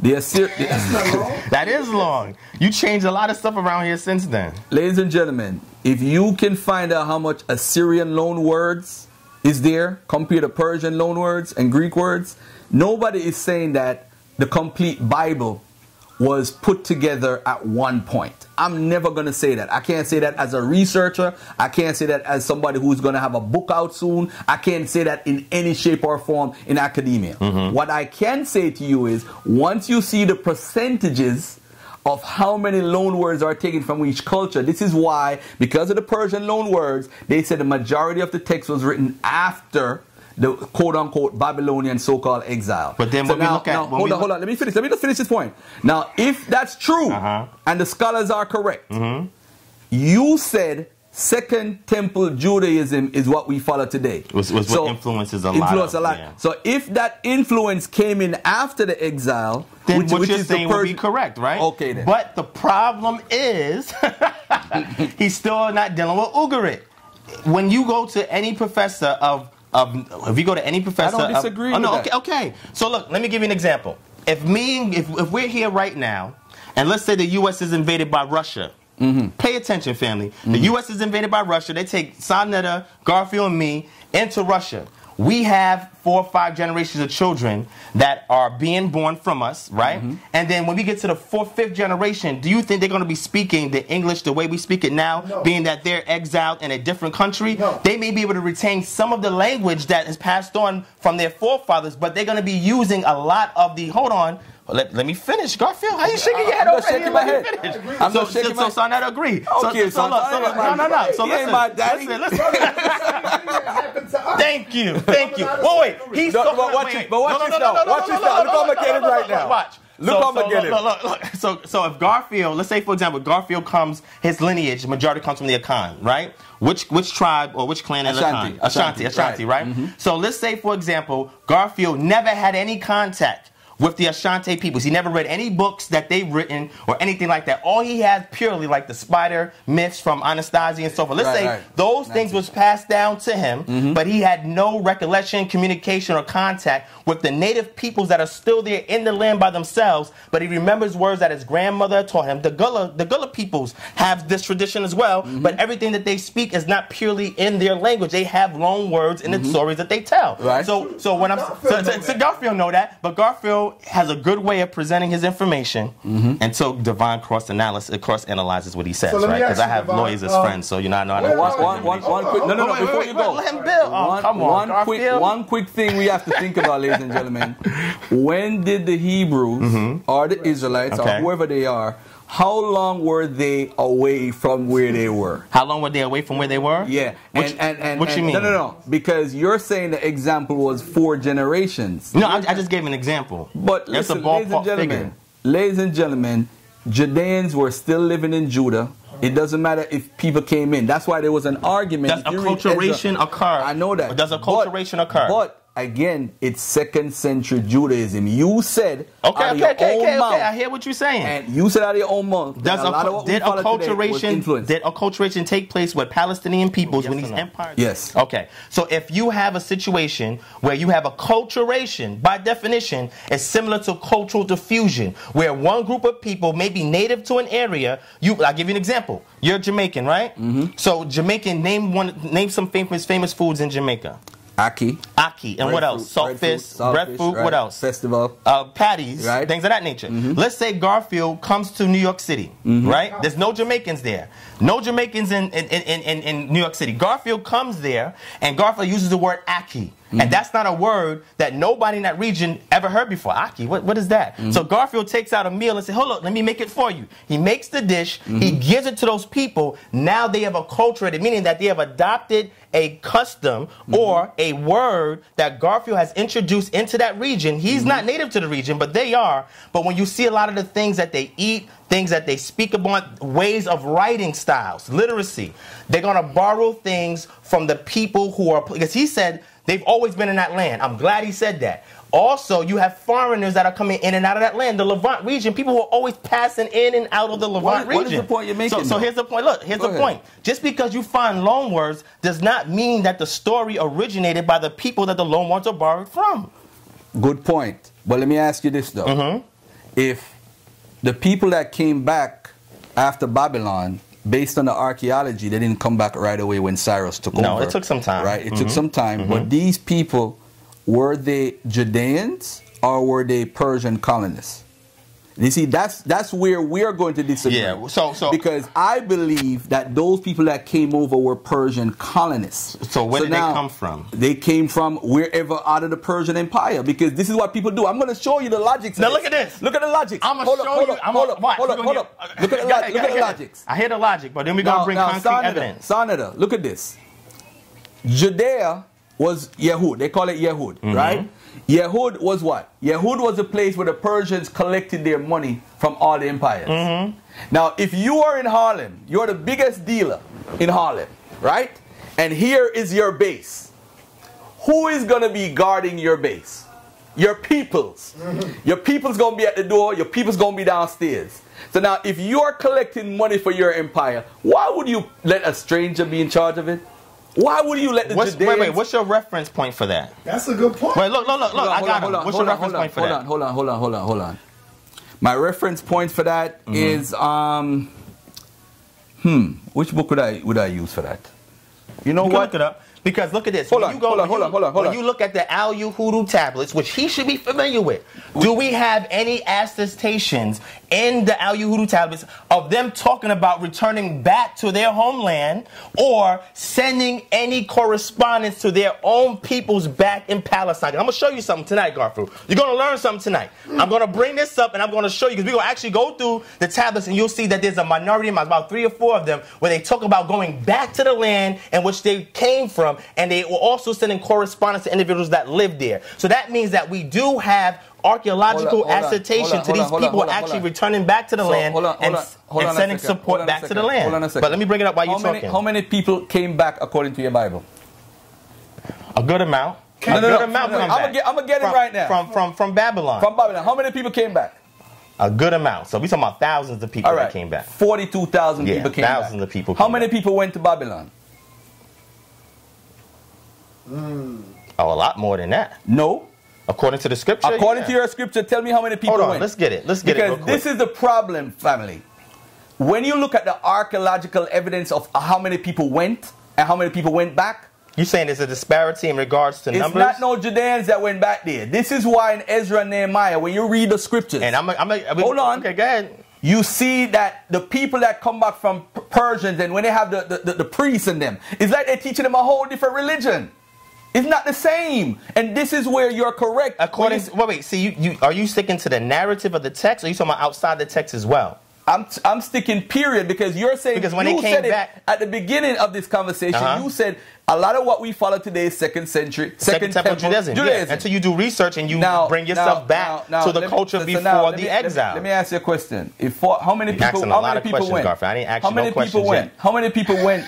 Tell us how many people went. Let me get it for you. Can I get you the number? 4,000 people went. No, I'm gonna get it for you. And how many people came? 42,000 people came back. So 42 went, and how many came back? No. I like around 4,600 went, and 42,000 came back. Damn. Now let me say this now. Based on the Bible, they always multiply things up. That's what I'm saying. If you're having children, you're going to have more people. You're going to have more people where they go. Now, what does the archaeology say? He's saying that with the Al Yahuda tablets, you have some people making correspondence. And not just that, talking about going back as well. Now, if you have the Al Yahuda tablet saying that they're going back, right? And he said he has evidence that 3 people. Tablets that actually mention it. All right. 3 or 4 tablets that mention it. Now, it's not the majority tablets. The people get stuck on this. But the Al Yahuda tablets is really a dagger. I'm going to tell you why.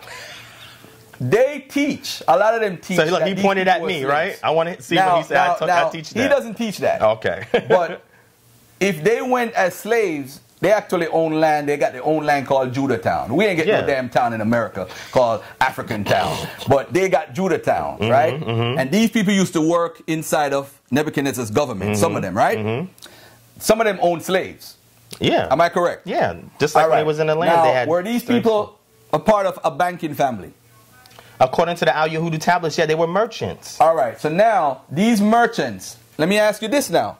Are you claiming Israelite that you're connected to these people as Israelites? No. Is that what you're claiming? No. You're not claiming that? No. So these Judeans, so you are saying today on camera that you're not a part of the tribe of Judah? Yeah, I teach that. You're not a part of the tribe of Judah? No. Okay, my bad.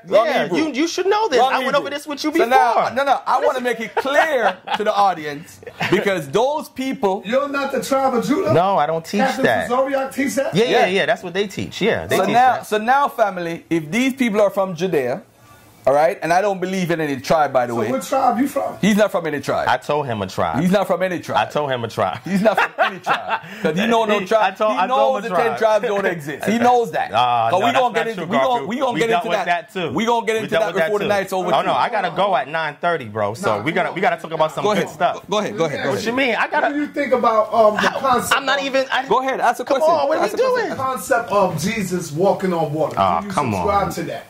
All right, sir. Listen. I need to address some of what he said, and I'm gonna transition. Hold on. Let me finish.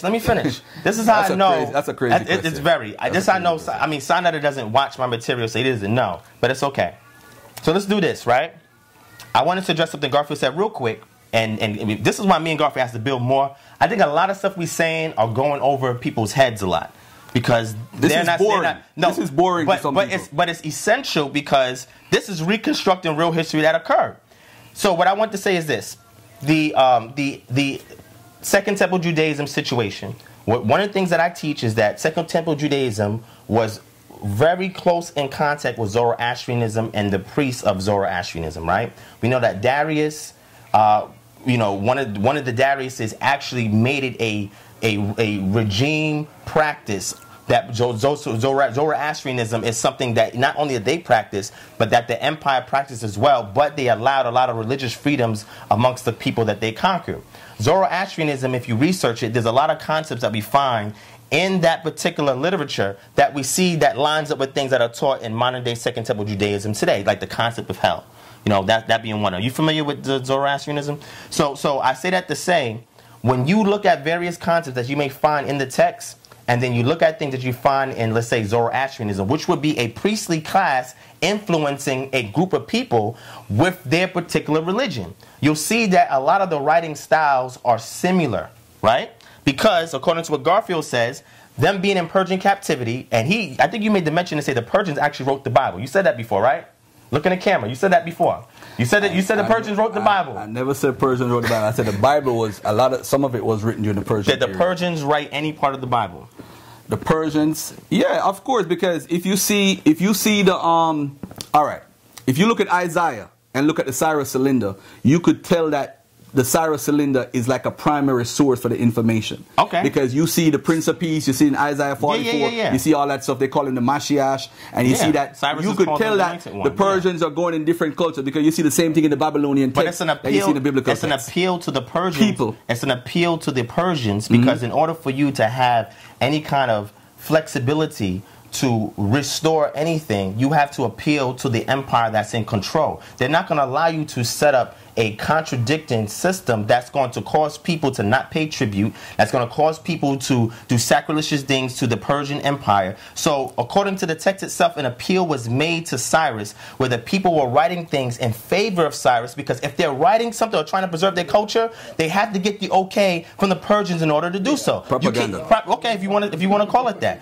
But the point I'm trying to make is that, looking at the composition of the text, we see that there are loan words from various cultures. We see there's loan words, like he said, from Greek, which I'm not going to deny. We see that there's loan words from Persia, which I'm not going to deny. There's loan words from Babylon. There's loans for Assyria. And there's also Egyptian loan words in there, too. So what I'm saying is, I'm not going to say that they didn't borrow loan words to tell part of their story, because maybe they did not remember certain terms or anything like that, being that so many other empires came in and out of where the Judeans lived. Like you said, they have always been in the land. You said they've always been in the land, right? So always being in the land, that's what you said, right, Garfield? Okay. So the people who wrote the Dead Sea Scrolls, were they representatives of the Judeans that have always been in the land? We can't say 100% who they were. I'm going to tell you why. So that's a yes or no? No, you can't tell. I'm going to tell you why you can't tell.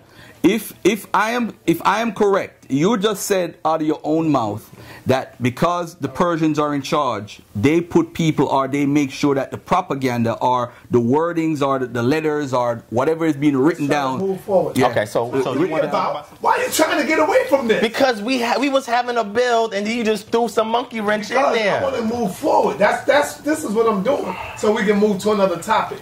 You leaving at 10 o'clock. No, I'm leaving earlier than that, in about 15, 20 minutes. So, brother, listen to me, man. What about the concept of Jesus walking on water? Talk to me about that. Is that literal? Is our brother making a mistake on that? Like the Hebrews making a mistake on that? No, I'm not going to say they're making a mistake. So, hold up. So that means you agree with it? No, let me speak. Can I talk? Yes. Okay. When I examine the New Testament, and Garfield knows this, Garfield sees me interact with these Christian apologists and all of that, who actually, if you're going to debate somebody, that's who you should be debating, not no pastor from down the block. But anyway, so when I talk to these Christian apologists, my objective is to go back and get the original message of the historical figure that actually existed, right? Now, Garfield, and this is something that's interesting. Me and Garfield spoken about this before, and when we look at let me finish speaking. Okay, I'm gonna wait till you finish. On water, brother. Garfield, you see why I'm asking this? He's dancing around this Garfield, am I dancing or am I trying to explain to people things that they need to understand? He did this purposely. So what I'm saying is, there's a way that you analyze the text to see what came the earliest and what came much later. So when we look at things such as him walking on water, doing these miracles and things like that, these were later attestations that came about when the Synoptic Gospels were actually formulated, which was during about maybe about 70, 60, 70, or 80 AD. Prior to that, the earliest accounts that we have, that we would get from like the Pauline epistles, anything like that, there's no mention of any miracles being done because that was not essential to the message. So if somebody believes that he walked on water or if he healed a person from being blind and so forth, that's their cultural subscription. I'm more focused on the message that the historical message the person left, sans all the additional things that have been added to the text that can be utilized as a teaching tool. You understand what I'm saying? So the original message is this was an apocalyptic teacher that came from Galilee who was raised in Nazareth, and his objective was to teach his peoples that now is the time that the kingdom is coming because they've been under subjugation of the Romans, of the Greeks, of the Persians, and the Babylonians, and the Assyrians, and their mindset. They've been oppressed for so long, a kingdom is going to come that is going to do away with all the kings of the earth, and it's going to restore you back to your prominence or your preeminence. His message was also telling people the principles that they lost, that they were not getting from the teachers of the time, and that these principles are the things that's going to help them get into this kingdom that he is preaching that is to come. They had to teshuba, or change their mind from the way that they're thinking, and they have to be in alignment with these teachings that bring them back to the Torah, so that way they can be prepared for this kingdom that's about to come. The miracle aspect is something that is in addition to what this message was. Now, there's several textual criticists that actually agree with restoring the historical message of the historical entity that existed as opposed to the one that developed later on in time when other outsiders came in and started to convert and started to bring their Greco-Roman understanding into the actual text itself, right? Now, I want to move on from that because we were building about something a little bit different, and yes, I have that. All right. It's a great book, great book. And the question I wanted to ask Garfield, because we're still building on this, and I want to segue from here and get back to what we was originally speaking, because I want to end it off in regards to unity and in regards to community building, right? Mm-hmm. Garfield, I just showed Garfield 2 books, and I didn't even get to show him the rest of them. I have a few more that actually showcases the affinity that the Ugaritic tablets have with what we call the Tanakh or the Torah. The question I have for Garfield is, if the Judeans who were under Greco-Roman control wrote the text, let's say the earliest that we have is from the Hasmonean dynasty, because according to the Maccabee story, the rest of the books they had was burnt. If these individuals were writing using, let's say, only loan words from Greek, right? That Koine Greek, that means that we can tell that, hey, look, this story was generated during this period of time. We know for certain. But now we see a more antiquated loanwords in there from Persia. We have to push it back and say, wait a second. They have loanwords from Persia that don't exist during the time of the Greeks anymore. Where did this come from? And then we push it back further and say, wait, there's Assyrian loanwords in here that was only used during the time when Assyria was an empire. Where did these loan words come from? How did they know these things? And then it gets pushed back even further, where there's also references that are made from some things that was borrowed from ancient Kemet that was used into the text, or transliterated from ancient Kemet into the text, because if they can't directly translate it, they typically just transliterate it so they keep the essence of what the word means because they don't have an equivalent in their language. One thing that I was trying to explain to Garfield is that the Ugaritic tablets was in a particular part of the city that was protected. Any regular person couldn't just come into where the administration keeps their tablets and read everything there and take exactly idiom for idiom, words for words from there and say, oh, I'm going to put this in my book because I want to tell my story. It is something that comes from oral tradition that dates back hundreds of years, even thousands of years, before we get the earliest attested writings or manuscripts that we have of the actual Bible itself. And this is what you go to any professor. Quick question. The Ugarit people, who were they? The time that we have a writing, a lot of them were controlled by the Amorites. All right. The Amuru kingdom, which the Egyptians were called. So the Amuru kingdom, right. So but all the people that lived there were not Amorites, though. All right. Did you read Daniel Fleming's book? on the Amaru and the Ugarit and the connection with Passover? Yes, yes. Because you bring this up a lot, Garfield. You post this on Facebook a lot. All right. But we're not talking. Wait, hold on. Before we get to the Passover, hold up. Do you agree with what I just said? Yes or no? We're not going to go to the Passover. What I'm saying to you is, are you saying that Israelites went into the Ugarit area and got the word? I'm saying they didn't. Well, that's what I'm telling you. But you're proving my point. No, it's proving my point. How do they know? How do they know? So you're saying that the 13th century, in the 13th century BCE, Israelites, Amorites were ruling at the time. This was in Amaru, while the Amaru kingdom was the northern part of Levant. All right. So now these people were in control of this center. Yes. So those words, how did those words get into the Bible? Because, like you said, those people have always been in the land, and being that they've always been in the... Hold on, wait. This is what Garfield says. I'm about to agree with you, Wait, hold on. Let me get this sorted out. Hold on. So going back to Mr. Minority Report here. Yeah. So you basically saying that... No, I don't agree with Israel Finkelstein's and Silberman's assertion that these were only peasants that revolted and took control of the region because the Egyptian control had waned. So based on all of that, though, I'm trying to figure out the stories in the Bible that has these words. Based on textual criticism, we've known this information. Which information? Information as far as the Ugaritic, as far as the Assyrian words, as far as Egyptian loan words, as far as Persian loan words. The Hittites. Now, I'm asking this because I'm filming it now. What percentage, because I know in the Ugaritic text they compare it to Psalms. They said that Psalms. Yeah, Psalms. Psalms is they compare it to Psalms and say some of the Psalms is from here. I have no problem with that. So it shows that the Bible is not original. So, Devon, are you saying that the Bible is not in its original? It's not all original? No, we don't have no autographs of it for us to say that it's 100% original. But the same thing could be... Well, hold on. Canaanites have been in that land. Hold on. So-called Canaanites have been in that land for years. He says so-called Canaanites, even though the Egyptians call them Cananu. So they do call them Canaan. They're the land of Canaan. And the retinue people that's in the land of Canaan. Well, the ITE, the suffix didn't exist at that time. Well, yeah. But the Canaan people, the so-called Canaanites. The people that lived in that land. So-called Canaanites. Yes, okay. I see what you mean when you say so-called Canaanites. Okay. All right. Let's have to clear that up. So wait. Hold on. Hold on. Because I know what you're going to say. I know exactly where you're going. See, this is what Garfield does, right? Garfield looks for daggers, right? But because look at me. Because I study Garfield. Look, Garfield. I have it's like a file like this big. Let me show you your file. I take video clips. Let me show you your file. I take book references. I say, yo, this is what Garfield used for everybody else. I said, so I know he's gonna ask me the same thing. Let me be ready for it. But let's answer the question. What Garfield's saying is that if you're saying these people have always been in the land, that means there was no Exodus, right? Nobody. I wasn't gonna bring up the Exodus. So are you gonna say that they were Canaanites? I'm saying to you that those people lived in... I'm talking about Judea itself. Judeans itself. Because the issue here is, brother, if we call it Judaism, right? And you're saying pre-exilic, you follow a culture of pre-exilic Israel, right? What culture did the Samaritans follow? What did they do? Yeah, what did they do? Well, that was a little bit different than the South. But it's pre-exilic Israel. Right. So what did they follow? And why don't you follow what they follow? Okay, so let's slow down for a second, right?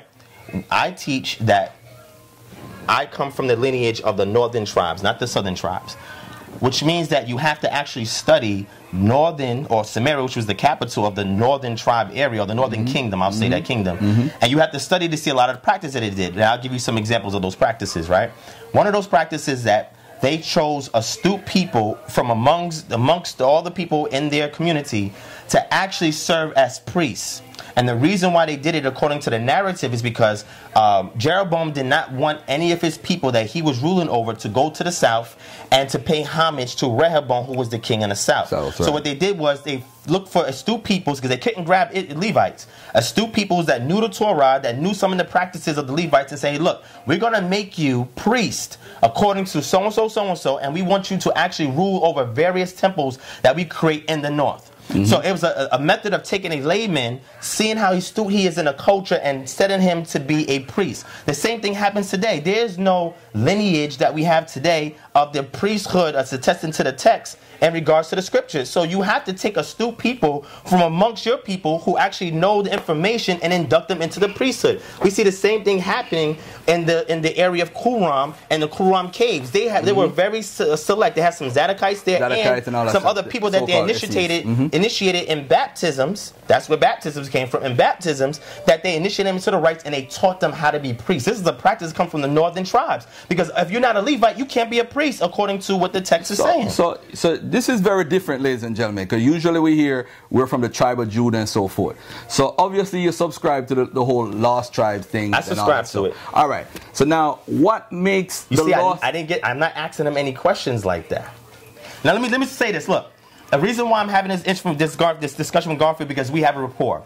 If I just met Garfield and I didn't know him and we never interfaced for I think it was like what 2.5 years going on that we've been interfacing, and Garfield came to me and say, look. Listen, I'm not saying I'm a believer or anything. I'm just seeking truth.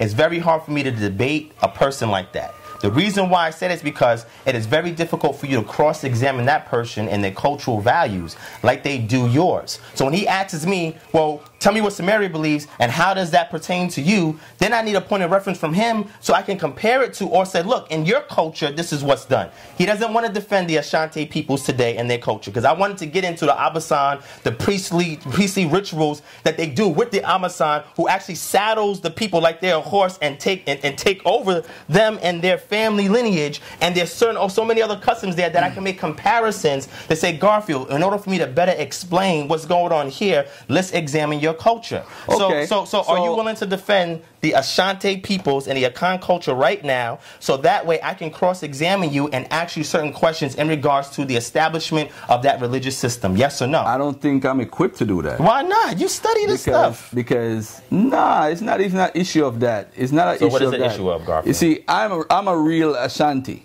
There's no doubt about that. But the issue is we don't know if you're a real Israelite. Because you're claiming to be a lost tribe. If you notice this, a lost tribe. Now, if you're a lost tribe of Israel, can you explain to me how you got to America? If you're a lost tribe of Israel, can you point to me somebody off the ship? I don't like that term, lost tribe. Okay, right. All right. If you're a tribe, a part of the northern tribe, and by the way, so what I'm going to do? By the way, hold on before you answer. This is very different because if you notice, a lot of things that we talked about, we show a lot of difference between him and a lot of Israelites. This is why I'm giving him this respect because he's anti-African in my opinion. What? But he doesn't realize he's anti-African. Because I'm going to explain it to you in a second. Let's get into that. All right. This is Rob Bourne's book right here, so I want to pull some stuff in if you want references. I know where y'all get that stuff from, and I'm pulling all my more books from there. So thank you for mentioning that, but we're going to go into that. But go ahead. I want to bring this up while we're talking. That's our book, because I also want to get into the migration origins of the Akan peoples. How did they get there in that land? How long have they been in the land? Garfield's going to have to answer these questions for me because then I'm going to show you how my points the assertions that I made, my method of substantiating. Let me ask you a question. Yes, sir. Go ahead. Can you prove the 10 tribes existed? We went over this before. I told you Gad is real. Which tribe? Then we go over Gad? So we went over Gad, but does Gad exist? Yes or no? Hold on a second. Is it historically and archaeologically attested that a tribe of Gad existed? Hold on, brother. Nobody says... Nobody has ever referred in history to a tribe of Gad. Wait. So we don't... Now, hold on. Listen to my words carefully. Look at the camera. I need you to hear what he's about to say. He's gonna prove to me right now that Gad exists. Hold on a second. We're gonna prove it right now. Go ahead. G-A-D, if you read the book, Dictionary of the Deities, and it talks about the Canaanite gods, God, G-A-D, is a deity in that region. So now you sound... now, hold on a second, because that's the point that we made ultimately to you. Now hold on a second. Let me finish. Why are you interrupting? You was interrupting the whole night. I just wanted you to admit that archaeologically attested the tribe of Gad is there. Yes or no? There's no reference to archaeologically attested is Gad nobody calls them a tribe. Who's calling them a tribe? Who's calling them a tribe? No, wait. Listen, ladies and gentlemen. Hold on. Let me finish. Okay, I'm going to let you build, and then I'm going to follow up. All right. Sanada, pay attention to this. Now, he's going to admit that God exists. Listen to this carefully. Wherever there's a deity that's worshipped, the people who live and they worship that God as their main God, they are sometimes called that. That's called a toponym. Right. So sometimes they are called that God. If you look at the people. So is there a God called Israel? Hold on a second, brother. Let me finish. Okay. Let me finish. Didn't I say sometimes? Not all the time, brother. So please pay attention. This is what I'm saying now. It's just like the tribe of Dan. What is the new research on the tribe of Dan? They say that the tribe of Dan is a Greek tribe. Greeks are the Greeks. That's what they're coming out with now. So now you have evidence of Dan. Let's get back to Gad. And you have God. God, G-A-D, if you read the Dictionary of Deities, and it talks about the Canaanite gods. Hold on. Okay, go ahead. Let me finish. G-A-D is the name of a god. Now, the people who worship that God were in an era. They're attested to. So you have an archaeological artifact that says that G-A-D is a deity that was worshipped by people. Please pull that out. Show it to me. I'll let you take your time. So I have screenshots when me and Garfield was interfacing in a group on Facebook. What's the name of your group? The Israelites versus Kemetic or whatever. Right. And I think it was on my timeline. Yeah, he made a statement saying, show me that any tribes actually existed, blah, blah, blah, blah. So I presented with him with the artifact that we're all familiar with, the Moabite Stela, and I said, Garfield, these men of Gad that are here, men of Gad, Gad is a region. If he says that there's a deity by the name of Gad that existed and people worship this deity, I'm asking Garfield to show me a reference for that. I'm not saying he's right or wrong. I'm just telling him to show me a reference. That there was a region, and we have archaeology that attests that a god named Gad was actually worshipped in the same area that the Moabites were saying that these men of Gad that was there were slain. So we have an archaeological attestation that that he doesn't like the word tribe. But I say tribe because this region were people that lived in this area and they were considered the men of Gad. This is exactly what it reads. Let's do this. Which tribe are you from? Which tribe I just told you. The tribe we're talking about right now. The tribe of God, right? That's G-A-D. That's the one that at this point that I can say that I'm closely in relation to. You're closely in relationship to this. Yes, I say that tribe. And how did you get here from the tribe of God? Okay. Now, I'm going to answer this for him, and then we got to get into the Akan peoples. Please, Garfield, let's get into the Akan peoples. Would you be willing to answer some stuff in regards to the Akan peoples and their migrations? Yes or no? He had. Thank you. Say that loud. And look at him. Look at him quiet. Look, see? Garfield don't run. He's when I talk to Jabari defends Kemet. I'll defend Israel. We can have a dialogue because he subscribes to something that can be cross-examined. Right, come on, I don't have nothing from Garfield that could cross-examine. It makes it very difficult to have a type of dialogue with him. So this is, and again, I'm glad I'm doing this here. Got a PowerPoint coming up. And I wish I could invite Garfield down to Atlanta, but whatever. So in the PowerPoint that I have, I'm going to give my assertion as to why I show that these migrations from Northeast Africa, more particularly in the Levant region, we have groups of people that are moving and migrating. An example of that would be some of the Fula peoples, right, that we find in Sierra Leone, in those regions. A lot of them are believed to have come from Northeast Africa or even the Levant region. Even though now, once they did further research, they tell about that the language culture that they use is more native to sub-Saharan African. We see a lot of their practices actually come from that region. Now, could it be that these peoples were converted by Islam? Because a lot of them are Muslim, right? A lot of the Fulani peoples are Muslim, right? But when they look at their actual migrations and they see where these people come from, we have some of these Fulani tribesmen that actually have commuted from the Northeast Africa or Israel, Arabian Peninsula, and made their way over across trans-Saharan routes and sub-Saharan routes. So when we talk about the Israelites, we have from the actual text itself, the Israelites that are escaping out of Israel and making their way into Egypt, and they hiding out in Egypt, or they're staying out in Egypt along the Nile. There are trade routes that lead from the Nile in Egypt that go all the way over to West Africa. When we look at this is one of the things that you do once you have an empire, and this is what the Romans perfected. You establish trade routes and roads and highways, right? Because you have to have couriers that's bringing messages, and it has to be very efficient, so messages you get from one point to another. The Muslims created a trade route system all throughout the areas that they conquered in Africa, even to the point where they Islamicized. Muslims didn't create that. Well, hold on. Let me finish. And I didn't say it did. What I'm saying is they've extended it so that more people can make their way from a particular region to another region. That's what I'm saying. Okay. Okay. So let me ask you a question. Was the Songhai Empire an Islamic empire? Yes. Okay. Was Askir Muhammad the first? Was he a Muslim? A Muslim? Yes. Okay. Did he despise the Jews that lived in his empire? Yes. He told them to convert or die. Or die. Okay. Then they became dhimmis. They became dhimmis. Okay. They were okay. So I'm glad that we have a point of reference that we're using. What I'm saying is that when we look at these peoples that are going across these trade routes, these sub-Saharan trade routes, these trans-Saharan trade routes, they're coming from the Nile area and they're making their way over through the sub-Saharan routes into West Africa. A lot of these tribes that we can talk about, I wish we could talk about, that is in sub-Saharan West Africa, a lot of them are not native there. Matter of fact, if we talk about in Mali, we talking about the Dogon peoples. Those weren't the first peoples that was there in those hills that lived there. Archaeology tells us that there were subsequent peoples that lived there way before the Dogon peoples arrived there. Would you agree with that, or do you disagree with that? What was Ouagadougou? Huh? What was Ouagadougou? Pull it up. All right, because Ghana, ladies and gentlemen, where Ghana is today wasn't Ghana. It's not the same Ghana, because you had an empire called Ghana that was more extended. I'm going to kill this whole argument right now, because I need to go back to something real quick. Are you finding Gad? Yes, I'm finding it right now. Okay, go ahead. Give me the reference. You see, the problem is... No. Find the reference first, Garfield. Okay. All right, finish talking. You see he's having a hard time, right? No. I'm at search. Download it and do a search. No, it's already on my computer.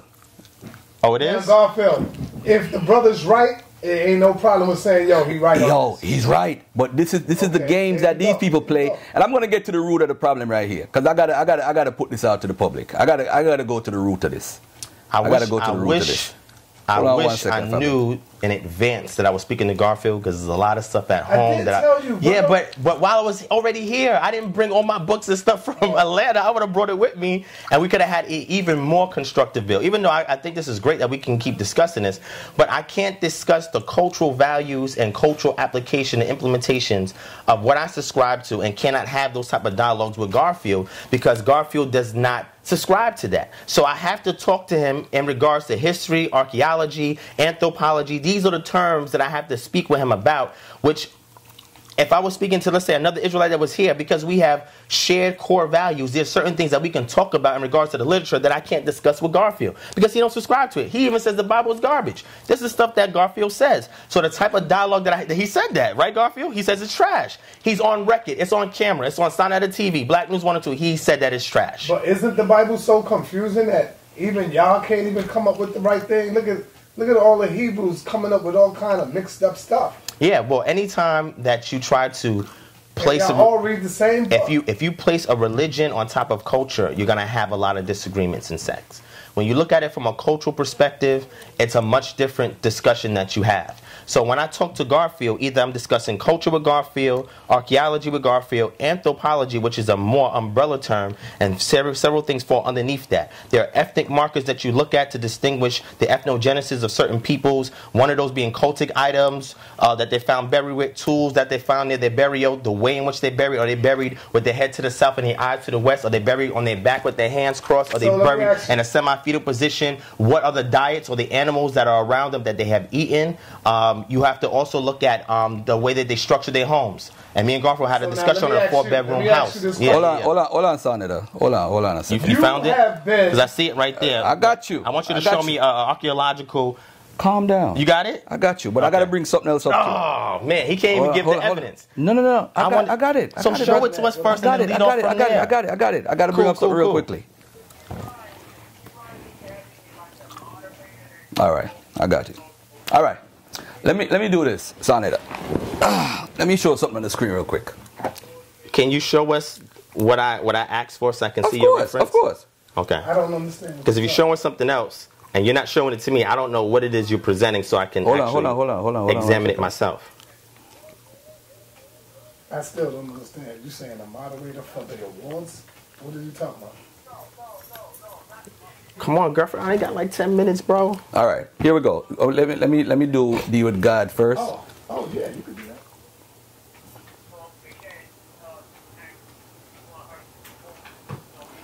All right, here we go. God is right here, right? I'm just going to show it on the screen. G-A-D. Gad. All right. But wait. Sit down for one second. Let me just show it on the screen what I'm showing. This is from... Can you see this real quick? G-A-D.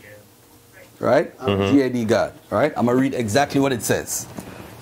God is the name of a deity of good luck, equivalent to the Greek Taishe and Latin Fortuna. God is mentioned together with many in Isaiah 65:11 as being worshipped references in post-exilic Judah. The God is all right. Let's go by this. Go here. When it comes to the earliest West Semitic attestations of the God, attention must be paid first to the GD as an element of personal names in Ugarit. Wait, slow down. So what he just showed, and this is hold on. Let me finish, brother. Go ahead. Can I finish? Go ahead. Ugarit, Amorite, Phoenician, and Punic, right? It is often difficult, however, to ascertain whether it should be taken as an appellative or as the name of a deity. In Phoenician and Punic names, the word GD occurs chiefly as the expression of a wish in names that are not necessarily theophoric. All right, you got me there. Okay, but check this out. Let me finish. Let me finish. I have to finish reading it. Go ahead. The frequency of feminine names compounded with NM in the onomastics of the Carthage, Constantine, Spain, moreover suggests an association with childbirth and reminds us of Genesis 30, 10-13, such and such. Go to right here. Read that. A Proto-Canaanite inscription from Tel Ed Duer in late Bronze Age contains perhaps the earliest attestation of God as a divine name. Where is this reference at? Show me this artifact. G.W. Alstrom, the fragmentary inscription, could be translated my GAD. Could be translated. He tended to suggest that it is possible to conclude that the deity was worshipped in Transjordan in pre-Israelite times and that Tel Ed Duer was one of the cult places of this god in the Punic world. 3 inscriptions attest to the use of God as divine epithets. Okay, find the artifact for me when you get a chance. Hold on a second. In the Punic world, 3 inscriptions attest to the use of God as a divine epithet. RES 1222 from Nora, Sardinia, 4th to 3rd century BCE contains a dedication for the lady. 4th to 3rd century BCE. All right. But hold up. They also said they find an attestation in pre-Israelite times. And I want to see this. Well, you're not going to see it right now while we're discussing. Okay, well, you asked me. Hold on, let me finish. I did ask you. Because you just went off. I did ask you. You just went off. No, I'm going to admit. Let me do something real quick. I did ask him. I'm going to do something real quick, son. And he gave me a reference point. This is the problem. But I'm asking him to show it to me. This is the problem. So that way it could be examined. And I want to see the peer reviews on the work. Do you want to see it now? No, if you can't get it now, so why would you mention that, bro? No, because these are the games you're playing now. You're playing a game. I'm not playing no game. All right. You don't like when people cross-reference the things that you show out, Garfield? No, I don't like that. No, you don't. Meaning from an Israelite. Dagger Squad, you do it all day. I seen you do it for hours on Dagger Squad. Okay, because you say if I start to do it, no, hold up. No, I'm trying to slowly by slowly. Now let's get to the serious part of this conversation. Remember earlier I said to him, I think you're anti-African, but you really don't realize it. You remember? You see what he just did? He said that the people had a route from Egypt, right, or North Africa, to the routes, the trade routes, the sub-Saharan routes, right, which the Berbers normally control. No, Berbers was trans-Saharan. Hold on a second. So now, wait, the Berbers control the sub-Saharan route. Hold on. No, I never said that. Oh, okay. Sound like that's what you said. Now let's do this now. This is the main problem that I have with Divine Prospect. He's anti-African and he doesn't even know it. You know why he doesn't know it? Because he's following a theory, a made-up theory, that's anti-us. Because guess what it proves? I'm going to tell you what he does. Don't give me I'm going to read something. The Hamitic hypothesis. Check this out. Was used to explain away any important achievements in Africa. That's not what I do. Hold on, brother. Because the European colonizers wanted to promote the myth of African culture inferiority. Because this will help them to justify their occupation and colonization of Africa in terms of civilizing mission, which must necessarily involve a process of African cultural upliftment. The negative assumption based on basically what the Hamitic hypothesis does, it says, Sandra, if you don't know, that we come from Ham because everything we build in Africa, we had to have a root in North Africa or in that region or in Israel. Hold on, let me finish. Let me finish. The next issue is this organization that he's a part of, ISSAJ. I got to talk about this. And the reason why I'm going to talk about this is that the purpose of this organization is to make people Jews. In fact, a rabbi. Hold on a second. A rabbi was arrested because a group wanted to be Jewish so bad, Sonetta. They paid the rabbi money. But that don't represent all the collation of research that Why is Divine undisciplined today? What's going on here? Because you're going on and on and nobody's checking the things that you're saying. Hold on a sec, bro. I don't have time to do it. I made you speak when I leave, you can show all of this. Listen to what I'm saying.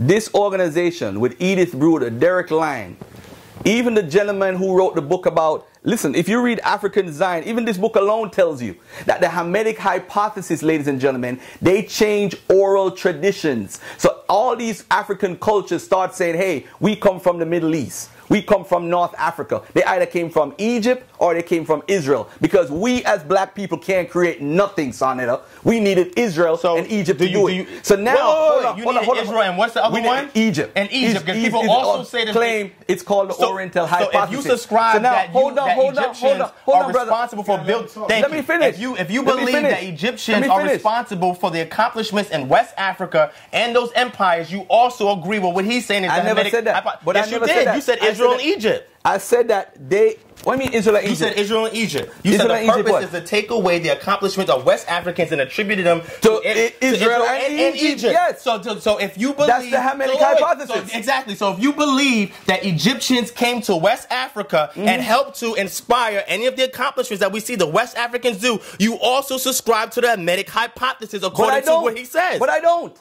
I don't. No, I didn't say you do. This is a dagger to all the people in the Kemetic community that says that the ancient Kemetic people were responsible for all the great things that we see in West Africa. He just threw a, he chopped your head. He just decapitated. That's fine. We gotta have this bill with Jabari. Now, and even Polite attributes to Dogon's accomplishments with Egypt, and the Dogon don't say they're from Egypt. Hold on a second. The Yoruba, though, if you read the African religion book, hold up.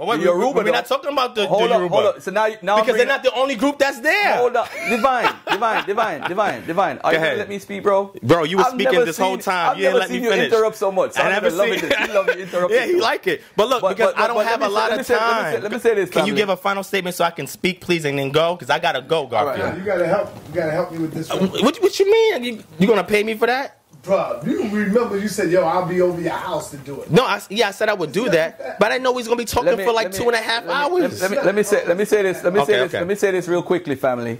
There is no evidence. There is no evidence that any river Sabbatican the Lost Tribes was a part of. There's Eldad the Danite, who my brother quotes all the time. I do bring they have a Christian and a Jewish version, which also mentions Prester John. Prester John lived after him, but yet still the version that we have today has hints of Prester John's information in it. So it shows how much of a fake it is. But it's not the only... But hold on, brother. You see? You're interrupting again. Let him go, sir. You're interrupting again. Okay, go ahead. Now, Eldad the Danite, you see, the key is their connection to Africa is recent. It has no bearings. If the tribe of God, if we go to 1 Chronicles 5:26, it talks about the tribe of God. But the Misha Steel also says, if we take them seriously, that they destroyed all of the GAD people. They didn't kill all of them. I never said that. Okay, if we take it literally, I see what he's saying. Kill all of God off. God don't exist no more. And if we take them literally, because sure the Moabites and Moors, Lord Abba will agree, of course, that they did destroy all the people of God. So now, if all the people of God exist, why is he claiming God? Because the lost tribe of Israel is something that was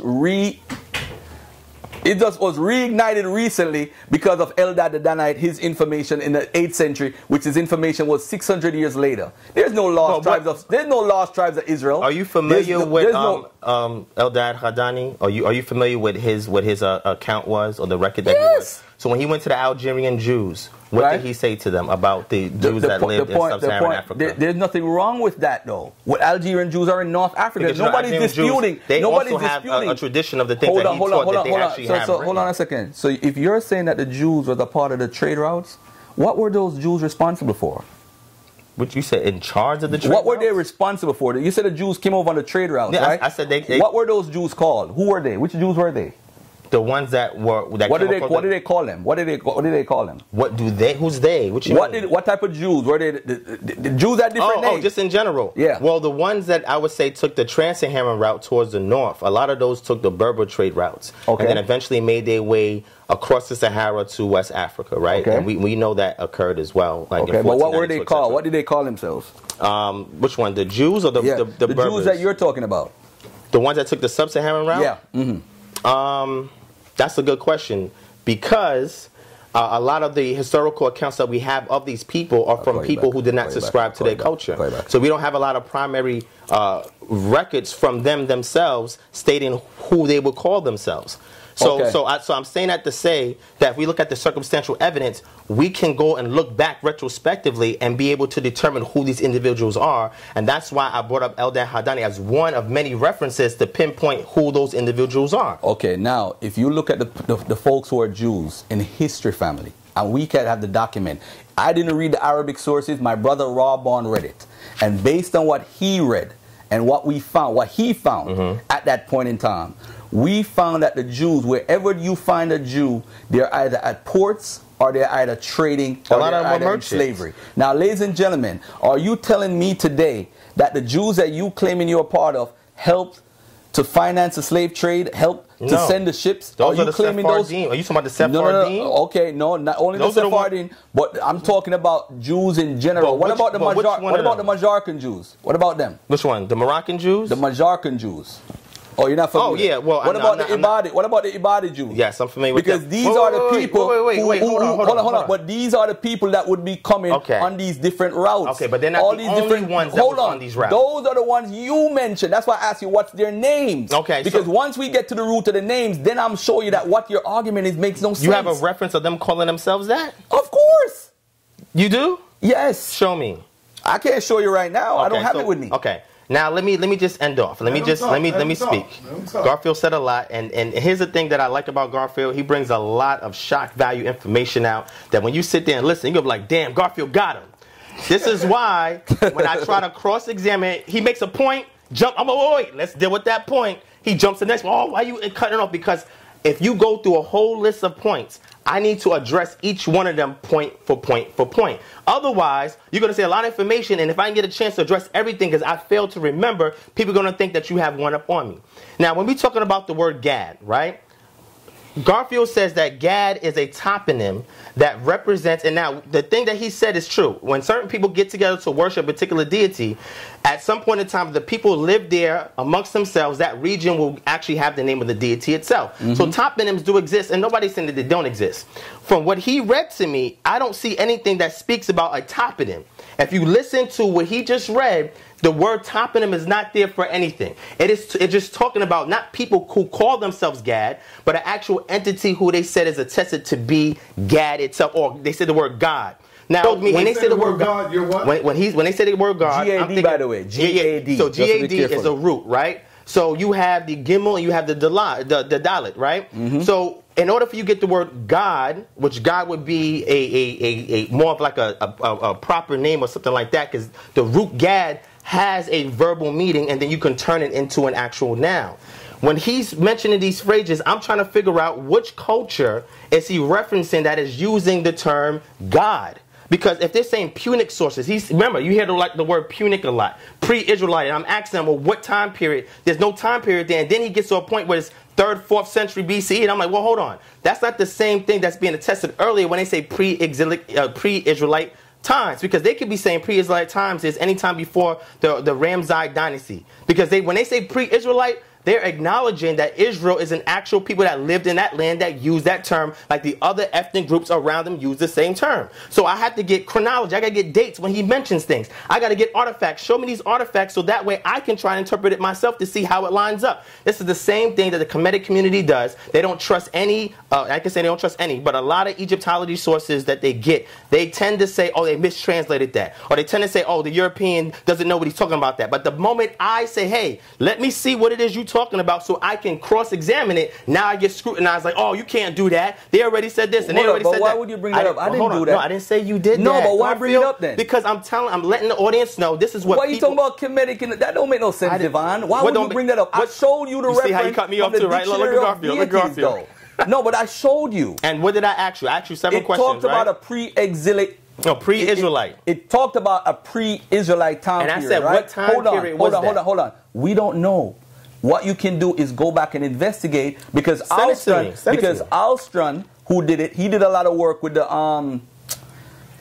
temple, the temple that got destroyed. What do you call it? where they said that where they said Jerusalem is. What these people, crazy people? Oh, you saw Tel Arad. Telerad. Yeah, he did a lot of work at Telerad that people respect and honor. Yeah, he does. And I'm sure you does. I do too. Sure you do. So if you respect that, why you can't respect this? No, but what I'm saying is, but if it's incomplete, say it's incomplete to you. So let me finish. So say it's incomplete to you, but not to the expert. What I'm saying is, and I'm not saying I'm better than any expert. That's not what I'm saying. What I'm saying is, if Garfield's examining sources and he's coming to his conclusions using a research methodology, I'm allowed to do the same thing. He doesn't agree with the general consensus all the time. Because sometimes, no. You just said you said you agree, but I don't mean they're right. That's what you said. Yeah. So that's the same thing with me. So let me finish my build. Hold on, let me finish my build. So when he makes points about things, I always ask Garfield, what is your source for that? So Garfield, most of the time he'll get it. Sometimes he may not get it. Sometimes he'll shroud it because he wants to keep it in his pocket as an ace. So when he has a discussion, he can throw it out there.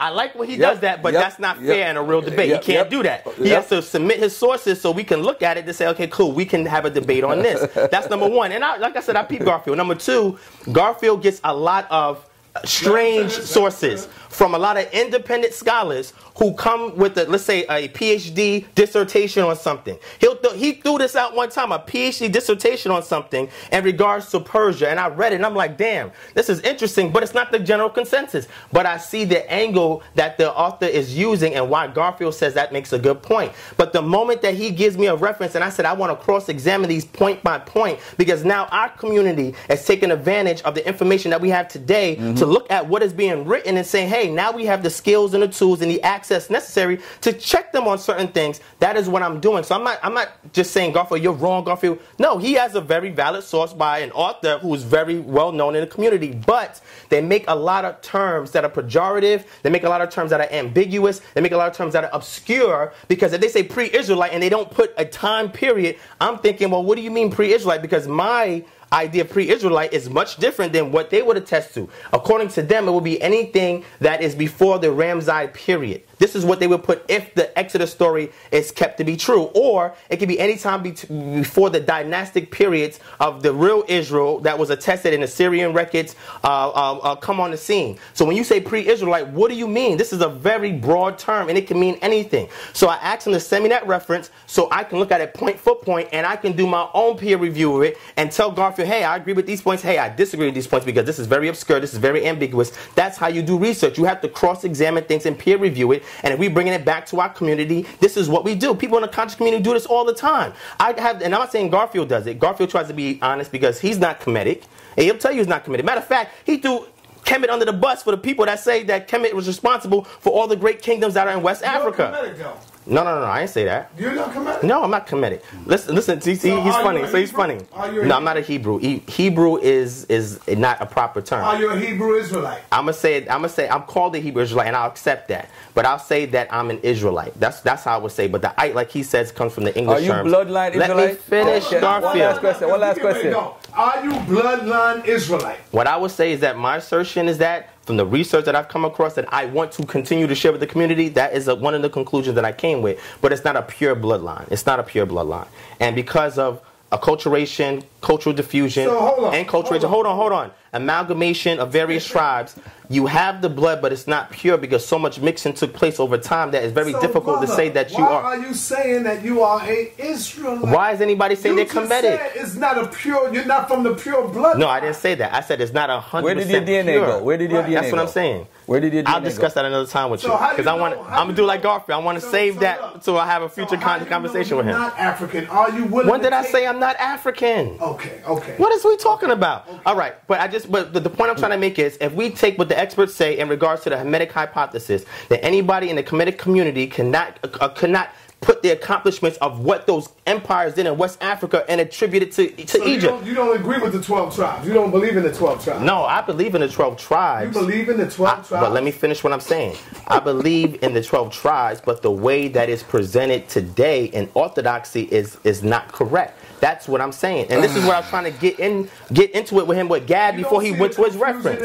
There's no confusion in this. There's no confusion at all. Where's the confusion? I'm going to show you right now. He asked me what tribe that I think I'm from, and I told him. Let me show you. That's a good question. Go ahead. You said, where is the confusion? I called Captain Tesori on the phone earlier today.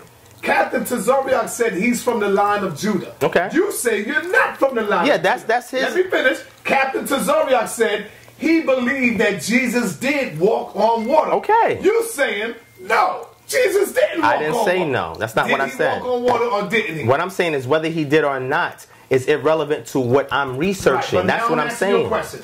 Do you subscribe to the teachings of Jesus walking on water? Yes or no? I don't teach that. That doesn't mean it's not true or it's untrue. Yes or no? I don't subscribe to it. This is what I'm trying to tell you. Garfield? Did I just say I don't subscribe to it? He's not understanding what I'm saying. Right, all right, let me in Ron's defense, though. Let me say this in Ron's defense. No, hold on. I want him to talk. No, but let him talk because you not understanding, but he's understanding. Let me no. Bro, don't cut him. All right. I want this documented on record.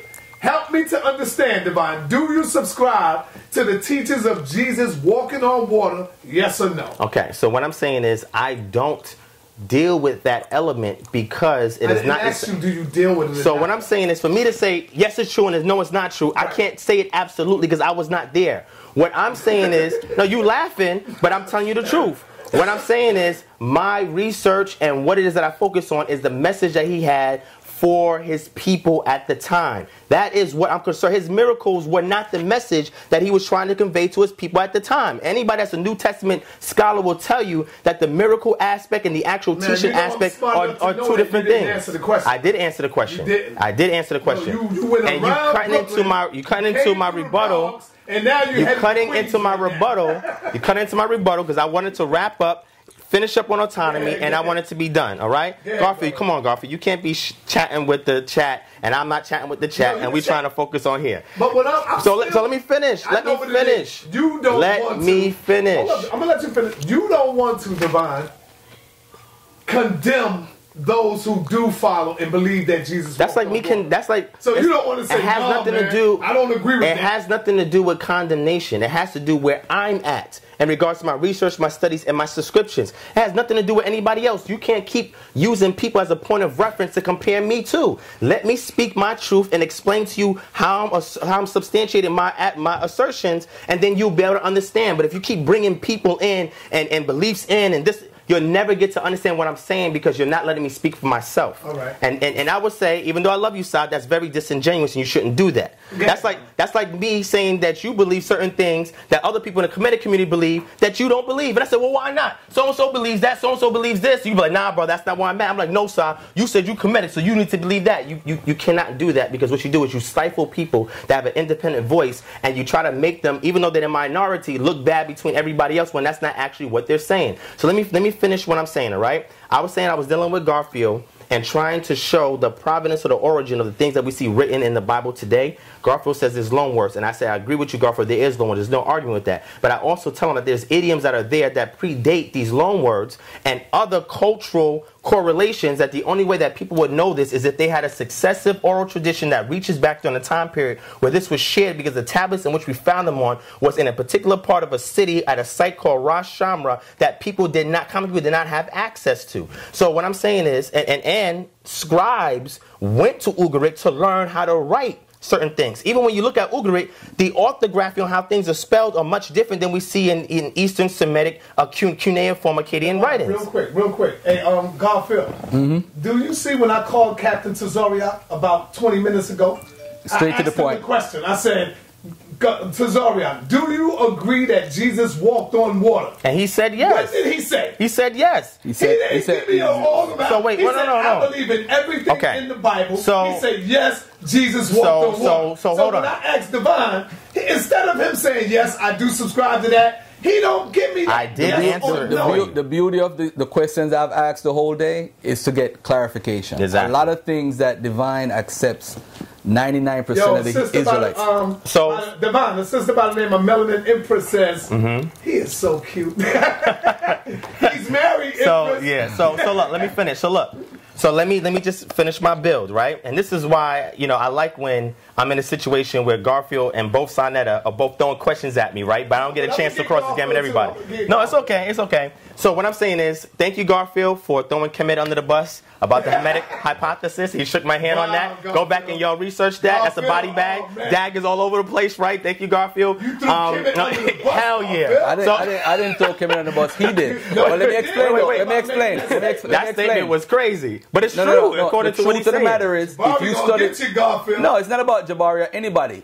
The Hamitic hypothesis was what they did to our people and took away the oral traditions. They brought in Christianity, they brought in Islam, they brought in whatever they wanted. And in modern day, they brought in Kemet, where Kemet is now trying to ascribe all the accomplishments of West Africa to Kemetic lineage. You should not have to do that. So I'm not somebody that goes around and says, oh, my people did all of these things, and they did this and they did that, to undermine and usurp other people's accomplishments. That's not my position. What I'm saying is, when you deal with what Garfield says, and Garfield brought out a great point about the Hermetic hypothesis, and I have my critique on that because I don't teach the Hermetic hypothesis, and I think it's very disingenuous for Garfield to say that that's what I'm promoting when it's not what I'm promoting, because I don't agree with that notion in regards to taking the accomplishments and saying that, oh, the Jews made everything great here. I never say that. Let me ask you this though: do you believe that the Igbo come from Israel? There's some Igbo that come from Israel. I would say that there's a great chance. Do you know there's an oral tradition in Igbo that says that? I know that there's an oral tradition. Where does the Igbo oral tradition say they come from? The oral tradition says that they come from Israel itself. All right. No, the oral tradition they got from the Ama state. You talking about in that region? No. The Igbo's oral tradition, if you study it properly, they say they got this from they come from the people who are the Sephardic Jews. That's the only That's the only one, the legitimate oral tradition that they have. And what do we know? Hold on. That's the only one. Hold on. That's a good point. Because if they come, this is why Rabban chopped Yonah that day. Because if you understand the oral tradition, this is why when we ask the question, show us the culture. If this culture is in Africa, show us this culture coming off the boat. Nobody has been able to divine. Show me. Hold on. Nobody's been able to show me a slave that came off the boat that said he was a guy. You know, Joshua and James and I know. I got to respond to that. I got to respond to that. But let me deal with my position. Okay. What I'm saying is, through cultural diffusion, a lot of practices that are pre-exilic are found amongst the peoples in West Africa. I mentioned several of them. That's disrespectful. Wait, hold on. Disrespectful. But let me finish. Because you're saying that they got it from them. Let me finish what I'm saying, Garfield. Okay. Because then you got to show me the origin of libations in West Africa. Where did libations come from? Do we have any records that we can attest to say that libations was original from West Africans? Can you show me that? No, I'm asking. Do you have a reference for that? You see, this is the mindset of the Hamitic hypothesis. No. I'm just asking a question. We know writings. Yes on a whole was not in West Africa where they pen down stuff. So how are you going to put a date? So you're saying that they got it from Israel. No, so you follow the Hamitic hypothesis. I didn't say that. Wait. You follow it. No. I'm trying to show you how it's You're saying you just kicked yourself under the ground, bro. You said libation comes from Israel. That's what you're implying. That's nuts. I'm saying libations was a cultural practice that we find for people who attest that they derive from the scriptures, and we also find that same practice in West Africa. That's what I'm saying. Wait. Let me finish. This is how crazy this is. Let me finish. So some people who come from Jacob, who scholars say really didn't exist, is who we got libation from? Okay. Did you hear me say that? Are you serious? Am I saying that? He ain't saying that. Okay. See, he's not letting me finish. Menstrual seclusion is another cultural practice amongst the Igbo peoples, right? Can you give me a source of origin for that practice? Yes or no? You show. All right. Look, I'm going to kill him right now. Look, I'm going to kill him right now. I'm just asking a question. Menstrual seclusion is in almost every single culture. But I'm talking about specifically the Igbo. Any man. Because look, if it's in every culture, show me where it came from. I'm asking about the origin of it. If you're a caveman, why the hell do you want to be around somebody with menstrual issues? Let's deal with the Levirate marriage. Can you show me an origin for the Levirate marriage that's practiced amongst the patrilineal system of the Igbo people? Can you show me an origin for that, a written, documented origin of where that came from? You want me to show you a written document? Yes, if you have it. All right, listen, let me say this to you right now, brother. Do you have it? Yes or no? Hold on a second. When was the first example of the Igbo doing this? So he's not. What year? I'm going to. I don't know. I don't know. So why? Why would you say that? Because you know that they didn't write stuff down. Exactly. So you're so what? So your argument. You can't prove. You're playing the dozen. No. You can't prove that they are the origin of a practice. I'm asking where did it come from? Hold on a second. Are you saying that libation comes from Israel?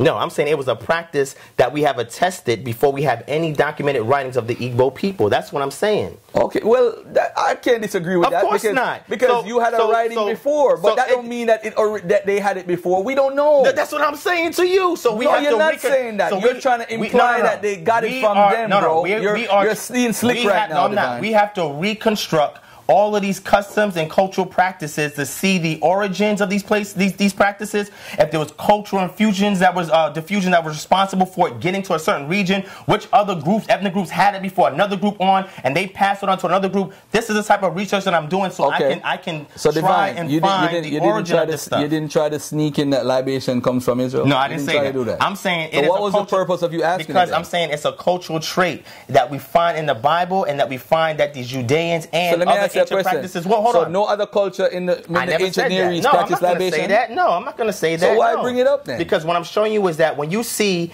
a series of practices that are unique. Hold on, let me finish. Hamitic hypothesis, ladies and gentlemen. He's not letting me finish. You can't come from Africa. He's not letting me finish. You got to come from the ancient Near East. No, he's saying ancient Near East, even though I don't see them as being anything other than African. Africans can't come up with anything. We can't. Anything other than African. So we can't come up with anything. So let me finish. Can I finish what I'm saying? Yeah. So if there are practice, let me just use you for an example, okay? Name me some hobbies that you like to do. Name me 5 hobbies you like to do. Debate. I like to debate Hebrew Israelites. I like to debate Hebrew Israelites. I like to debate Hebrew Israelites. See, now he's being funny. Seriously. But debating is a hobby. This is a hobby for me. Just give me 5. Me too, because I do community building just like you do. Name 5 hobbies that you do, because I'm trying to show you the point that I'm making. Okay. I like to debate Hebrew Israelites. Right. I like to hang out with Sonetta. Okay. I like to hang out with my children.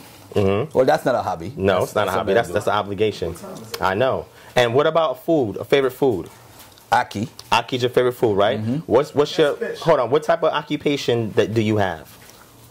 I work in economics. You work in economics, okay. So if I was to sit here and write down all of these things that you told me and created a profile of Garfield, right? That's unique to you. And then let's say you move from this region and you go somewhere in Wyoming that you mentioned before, and now all of a sudden there's a group of people there that are also dealing with economics the way that you do, eat ackee the way that you do, also see that spending time with their kids is a central, vital cultural value that they have to express. Debating Hebrew Israelites, you start to see that this stuff is moving along with you, because even though you may not be the origin of these practices, the way that has been codified into a profile. I went to school for forensic psychology, John Jay College, right? And I learned about forensic psychology. You have to create profiles in order to understand the type of individuals you're dealing with. And profiles is a time capsule to try and figure out where is the root of a lot of these beliefs, these feelings, and these expressions from these criminals come from. And what I'm trying to explain to him is that through cultural diffusion, customs and practices are moving from one group to another group. But I'm saying the way it's codified by one group, and then all of a sudden later on we see another group sharing the same codified method of expressing certain things with some differences. I'm not saying it's exclusive. We're trying to trace the origin, and that is what I'm trying to do with my research. Hence why when I do my lecture on this, I definitely want to get Garfield involved so you can see the amount of information that I have on it, because he's very good at peer reviewing things, whether he agrees with it or not. Now let me wrap it up. So ultimately, what I really wanted to come here and discuss was about autonomy, and telling people that the solution for our community today is to be autonomous. Autonomous is self-governance. How many elements of your reality are you governing by yourself without having to go outside of yourself or to your oppressor or to another ethnic group in order to substantiate the things that you're doing in your community, whether that's the value of the community, the industries in the community, the education in the community, etc. This is something that we have to resurrect amongst ourselves. And when you follow the 3 tenets of Kingdom Harbinger Ministries, it's culture, community, and autonomy. I brought this out when I was debating Jabari, and Jabari didn't give a solution because he was a little aggravated, but his book does. In his book, his solution is the image, the self-image. What is the self-image of black people in America and how it needs to be restored? So I want to say that the things that we're pushing, the municipal incorporations that we're pushing, getting involved in removing, doing expungements to get it off the records of our brothers and sisters so they can get more involved in the community, registering and vote and selecting the people who represent the values of your community and putting them in political power by having these people actually derive from the community you come from, controlling the police district or the public safety district in which the people who police the neighborhood are people that live in the neighborhood and they live next door to all the people that they're policing. When you start to do things like this, control the utilities in your community, you start your own MNVO, which is your own phone carrier company that black people can create, that we don't even have one, which is crazy. You can start to control every aspect of your community, and what my cultural mandate tells me is that I'm obligated to implement a form of autonomy in the black community today, because we see them from my cultural lens as the lost sheep of Israel and as a people that have been downtrodden, and we have to use certain things that are contemporaneous in order for us to resurrect the dry bones in the valley so we can become a prominent people again and we can be autonomous. So the objective is, wearing red, black, and green, is I'm willing to build with somebody like Garfield on economics. Wow. My 3-point economic plan for resurrecting a polity that is a municipality. That's a municipality is 3 things, and I share this and I'll finish. And in my Unity Through Autonomy lecture, I share this. The first thing is community foundation. What's a community foundation, Garfield? You know what a community foundation is, Sanetta? A community foundation is a entity that is designed to go and raise funds that they then take back to the community that created them, and they turn it into grants that they then give to people in the community, whether they want to start small businesses, they want to buy a house, they want to get a car, etc. Black communities don't have community foundations like that. So we have to go to the bank and get loans because we don't have an entity that's out there raising funds or turning it into grants to get back to the community. The second thing will be community banking. What banks own the wealth of black people in America? We're going to commercial banks to put to do our stocks through, to put our precious metals portfolio in, to put our dollars in. Well, we don't have any community banks because the community banks is one of the #1 entities that's responsible for most of the successful small businesses in America, because most successful small businesses get their loans from community banks. They don't go to commercial banks to do it because the interest is too high, it's spread over too many amounts of years, and it does not reflect the business plan of the person that's seeking for the loan. What you do when you connect the community foundation to a community bank, now you're bringing grants into the bank, which the bank then takes a portion of to pay for the services and the personnel that they have, and they also allow people to apply for that grant so that they then can give back to the community instead of giving them a loan. This is why most black businesses don't thrive after 1 or 2 years because they can't afford to pay back the loans. But if they're getting grants, it's much different because you don't have to worry about working to pay back the loans in your first 2 years, especially when you don't get business and you're trying to market and promote yourself. The third and last thing is community currency. We don't have any kind of parallel community currency that has extreme value within the communities that we create. When you have community currency, you can stockpile all of the national currency and not touch it, but use community currency as a means to inspire people to do things that's going to help improve the community, and they can use this currency in order to patronize the small businesses or the mom and pop shops that's in their community, which means a Walmart is not going to be in a community that thrives off of community currency. Why? Because the stockholders and the owners of Walmart cannot do nothing with community currency that's only relevant in the community that it's in, especially when the currency itself has either credit line cards or monetary or physical monies that have inscriptions of people that they value in their community, that have images and words that they value in the community. Why would they want to take something like that? They're not going to put their big box retailer in a place where community currency is that large and is active. These 3 major things can be implemented on a local level, and these are things that we can do as a municipality once we band together in order to revolutionize our community and become autonomous again. And the purpose of what I do in my teachings, my scholarship, again, culture, community, and autonomy. And once you guys understand, realize, and actualize that, then the revolution can begin. And with that, I'm done. Hey, peace and love. Peace and love. Let me just say, I agree with what the brother said. But one thing I got to say is, it sounds good, but to attain it is a lot. And yeah, but we're doing it. I think though. Come to Atlanta. And I think though. Yeah. Let me talk about. No, we're not. We're not. I'm saying I'm going to show it to you. Look at this. You see this? That's a Z Black card. Do you know that? Yeah. Do you know that I'm able to put Divine Prospect on here for you? Mm-hmm. I see you teach about that on one of your things. You can put House of Consciousness. That's fire. And it's a metal card. And it's valuable. So I can use this to swipe an ATM and all? Anywhere, yeah. Damn, we could use it in Jamaica right now. Now that eliminates Western Union. That's black owned and operated. Now how do I get this though, Garfield? You could go online. You could go online and you can sign up for it. You could go online, but the beauty of this is... Go ahead. you could buy Bitcoins with it. So now when the brother talking about your own currency, imagine, bro, ISUPK decided to get this. You need to bring them on your show. Right? On the economic. Or any one of our groups would get this. And guess what? You could donate money, Z-Black to Z-Black card, free.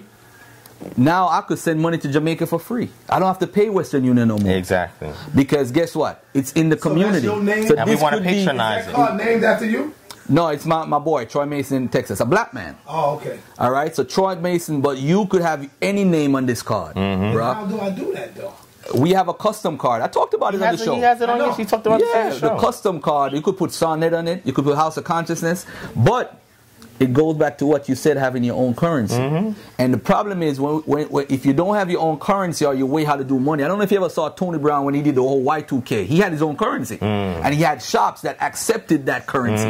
You understand what I'm saying? So he had a whole thing. Tony Brown, he was way ahead of the game, man. But let me close up by saying, listen, no matter what we disagree on, we still brothers. I just need to make everybody know that before we done. Yeah. If I see the police jump on this brother, and vice versa, I gotta jump in. We in this together, and people need to understand that. This is just a hobby for me. I wasn't even joking. It's fun. You know what I do. And to be honest, in how I got into debating on Facebook. Just zoom in on that while he's talking. I got into because of a situation I was in, and I debated to get my mind off that wicked situation. And that's how I started debating. I'm like, I saw Polite on a table. I'm like, what the hell? That's easy. What he's doing, I could do that. You know? But that's what got me over the situation that I was in. The debates. So the debates serve a purpose. Yeah, they do serve a purpose. And let me see that, brother. Oh, this is the PowerPoint that I wanted to go through. Okay. Because this is the one that I show at town hall meetings and stuff like that to inspire people to get involved and doing this type of. You know that.